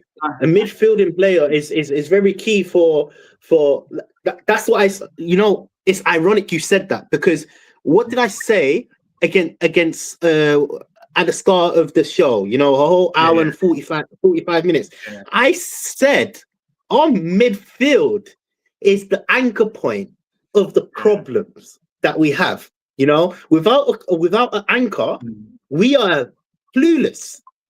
We are clueless. And let me be honest with you, you're right. We definitely need to address this midfielding situation. I think obviously we've now signed a left back, and cool. I have no clue. I personally, let me be honest with you, usually my ball knowledge about these players, I have no clue about who this person is personally. I need to go on Wyscout and do my little research, and then obviously release another video on my channel, innit? But I think the next signing has to be a midfielder. We have to address the midfielder in this January window, in my opinion. And the problem is like, and this is the problem with our fan base, I think personally, is we're all obsessed with playing this attacking free-flowing football, which is great. Like my favorite time at Tottenham was watching Redknapp in terms of like just watching us, right? Because we had, we were playing attacking free-flowing football, but we do not have the players to play that way, which is why Frank was playing so defensive, because he knows, I think he knows if he tries to play more expansive with Gray or Bergvall in there, we're going to get cooked. He saw Gray's mistake away to Forest. I think he knows that. But then we play Bentancur and Paulinho. I understand why we do that and let the other team have more ball, because we don't have the players. You lads don't get it. Sign the best midfielder, play Europe while in possession. He will look great, but the only downside is he's on the ball. True. Yeah, we're in January, so how many players are we really going to get? How many players are we going to get in January? I think realistically, 3 is a good.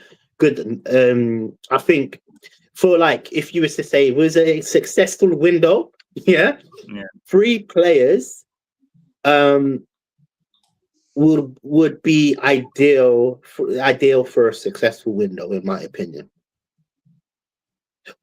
Obviously, well, let me make it clear. It's not just 3 random players. It's like 3 players that are of a good quality. Yeah, so I don't get clipped up in it. But 3 players realistically is the real goal, in my opinion. Put in the right positions, TJ. Yeah, not hitting the hopes that that can be put in the right. That could be 19-year-olds. No more 19-year-olds, please. No more kids. I don't want any more kids. Not round pegs and square holes in it, TJ. I'm hoping you're thinking of 3 players who actually go into the right positions that Tottenham have problems in. I'm hoping that's what you're saying, bro. That's exactly what I'm saying. Yeah. Oh, yeah. Thank you for correcting me. Yeah, that's exactly what I'm saying. 100%. 3 players that go into the correct positions that we need, you know? And yeah, personally, I need to see a Ruben Neves or a Gallagher come in, personally, in my opinion, you know?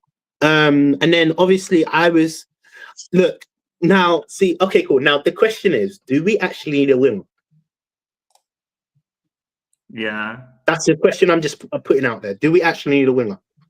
Well, now Kudus is injured, we definitely need a winger. We need left side.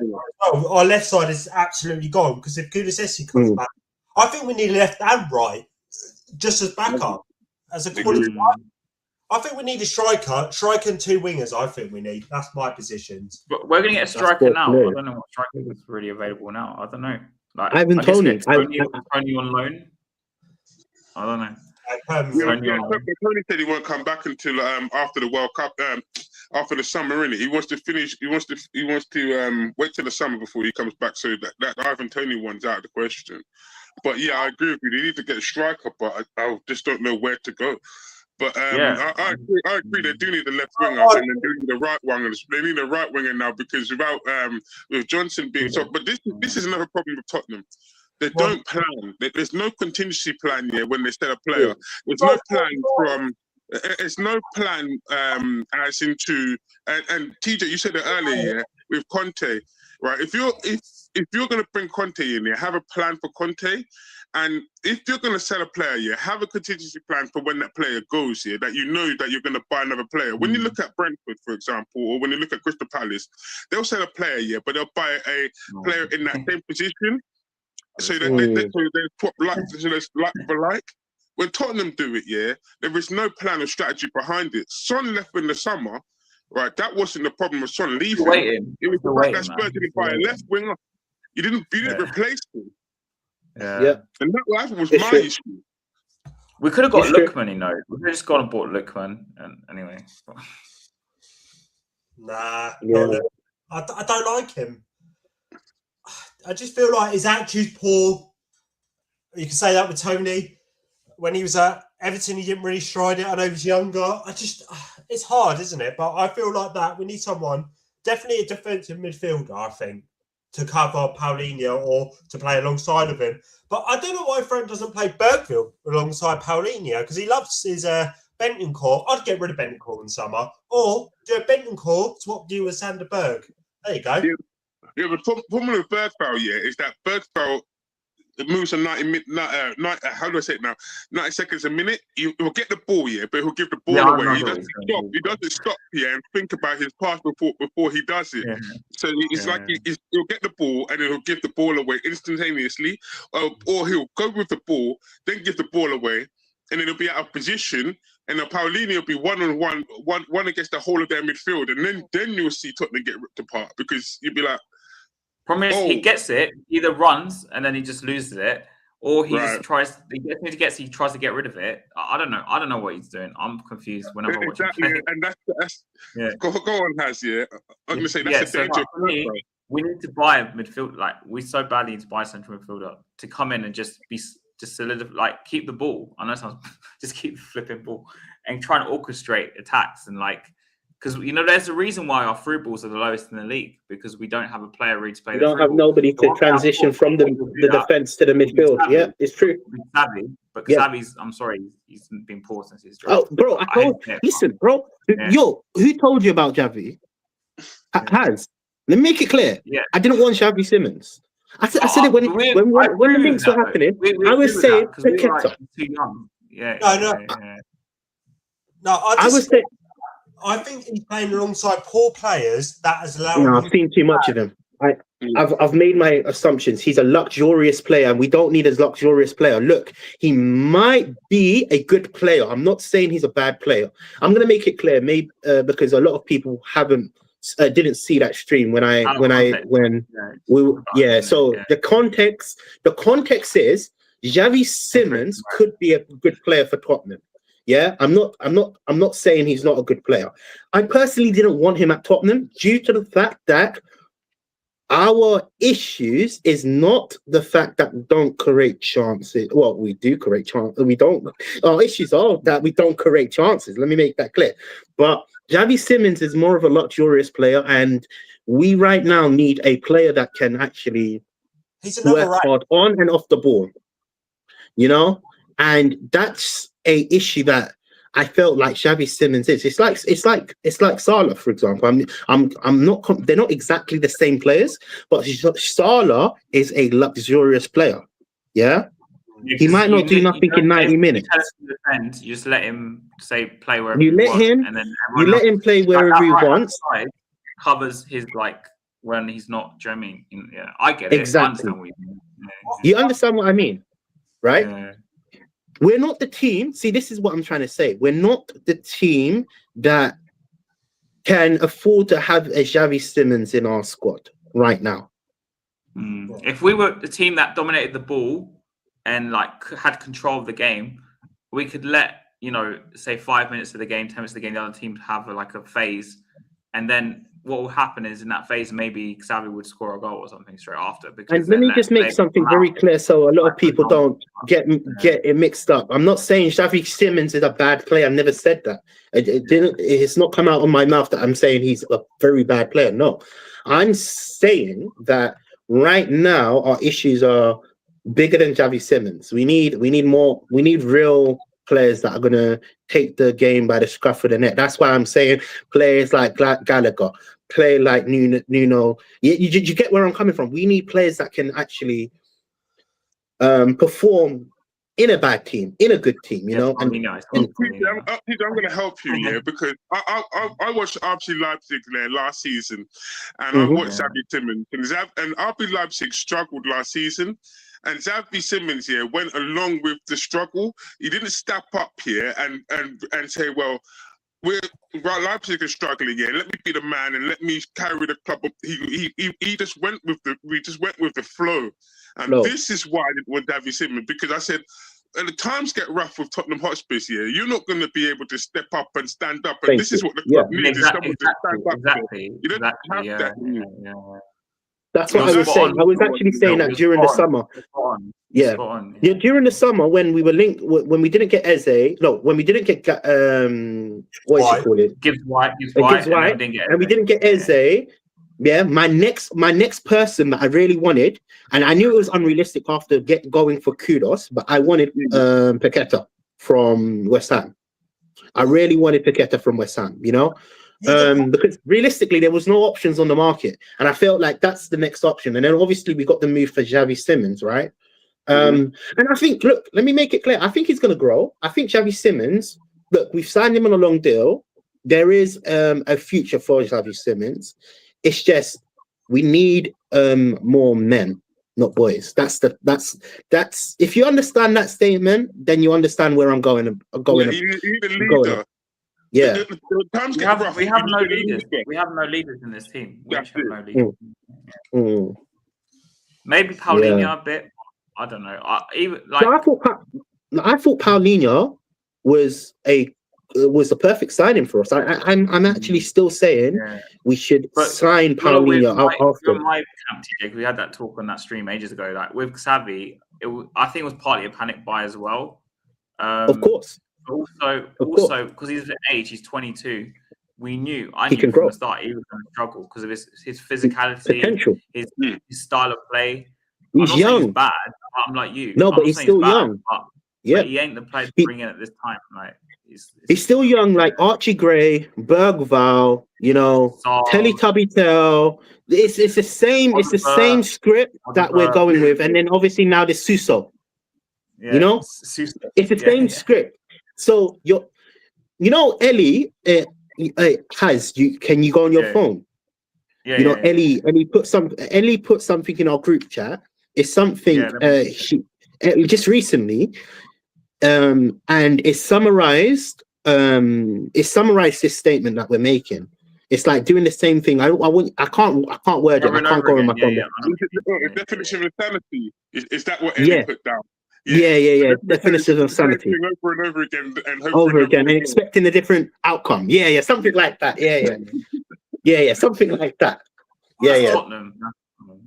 For the striker position, I'd go and get Dobbik from Roma. He's not paying a lot. Go get him for 30 million. He's stocky, he's big, he can bring others into the game. I think he'd be the perfect option. But going on Xavi Simons, I think he'd be right in the number 8 next to Maddison when Maddison comes back, right? That's what I think the plan should be for him, because then he can control it. You can see when he gets into games, he gets stuck in. And I kind of like that. Or play a 4-4-2, right? Koulibaly, Richarlison, Odegaard, thingy, and then go and get and then put Xavi and Paulinho in the middle. That could work. I could think that could kind of work, and then you have your creative, and then you got your backdrop. But I think he'll be good. I think there's players around him just not good enough. Going on TJ's point, but I think we need a goalkeeper often. How about a goalkeeper in the summer? Bro, listen, clearly this is the first time you've spoken to me, my friend. I've met you before. Oh, have you? You've met me in person, or we've been on the stream together? Ewan has. I've met you at the protest before. At the protest. Oh, big up yourself, my friend. Big up yourself, man. Sorry, man. Them years were a blur, man. Bro, them years of protesting were a blur in my head, man. It was gone, by the way. It's only been a year. Yeah, man. It was. At least we got the guy out. Yeah, exactly. I've got my scarf ready. I've got my scarf still. Yeah, what are you saying about? But guys, before we finish up, because it was 2 hours now, we'll talk quick brief about the Villa game, and then we'll close it off. So, James, first of all, what do you think about the Villa game tomorrow? Do we have any chance? No. What do you think? No. Okay. I just don't think we're going to win. I'm not. I'm at work, so I'm not going to watch it. You're going to miss. You're going to miss it anyway. Okay. Yeah, exactly. I don't think we'll win, and I think it'll be 2-0 Villa, because I just don't think I think this is the last game of Frank. This is the touch on the point, and I just don't think. I think they're going to go for it. It's another chance for a trophy, and I feel like that he's going to put a ridiculous lineup because of the players that we've got, and I just don't see it going in the right way. That's just me. We've got left. I don't think we've got left because Bergwell's injured. 15. Ben was injured, I think. We're going to have kids on the bench, isn't it? Yeah. Article and Paulinho, isn't it? That's the only two. And Romero suspended, apparently. He got a 1-match ban or something. Someone wrote in the chat. Is that true? Yeah, only the Liverpool game, he did violent contact. That's why he's got banned. 1-match ban, yeah. Yeah, so I don't think we'll win. I think Villa are going to be superior to us. That's sad to say. And 2-0 Villa, I think. That's my prediction. So crashing up the cup. Okay. Phil? Yeah. I'm gonna follow James here. I'm gonna say a Villa win this win. Yeah. Do you think it's Frank's last game? You know what? I don't really. I'm not even factoring the results at the moment in time. I'm not going from one result to the other. I'm looking at it from a bigger picture point of view. I'm looking at it from of what he's got at his disposal and the fact of the games that he's playing. So I'm not going to say it's Frank's last game, but what I'm going to say though is when I look at the midfield tomorrow with Gray and with Paulinho, against Anana and McGinn. And this is what I'm saying. I think Villa are going to win this game, and it could well be a 2-0. But I'm going to say, I'll say 3-1. I think that's going to be a 3-1 win. He's saying, Dave's saying 4-1. TJ, are you going to delusional give us any hope? Or yeah, you know what? Yeah, I'm going to do the delusional thing, innit? Because you know what? For me, it's just been so negative, innit? And I'm trying to see the light. You know, I don't believe in anything I'm saying. I'll be so honest with you. From this point on, all those that are watching me, don't take the surface argument. Anything that I say from this point, I don't believe in. Yeah, But I'm hoping to believe, I'm hoping that we can get through to the next round, and, the only way to support this club is believing.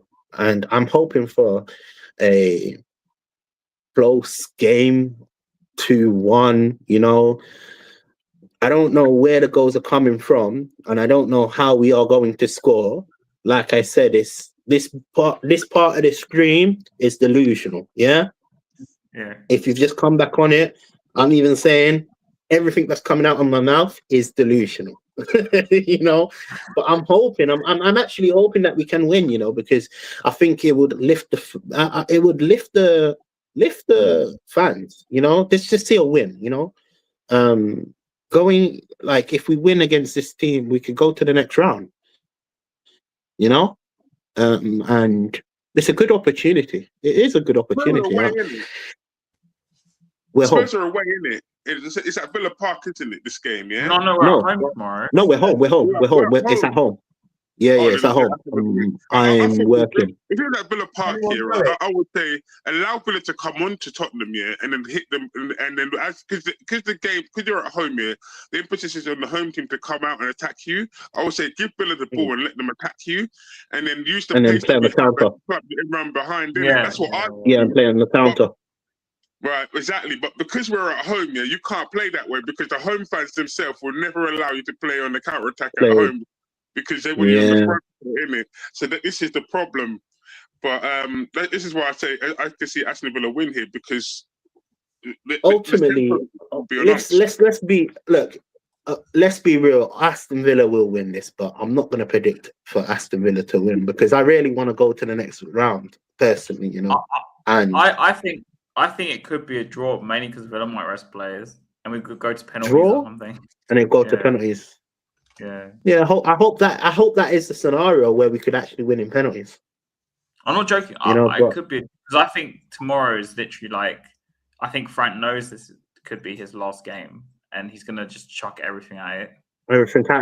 And you know what? The last two performances, whether they were bad or not, it's been a change of trajectory in terms of we've created more chances. Whether it's what we want to see as Tottenham fans, whether it's the standard, we have actually changed the way we are building up. We're creating more chances. We're not doing the 0.0 XG.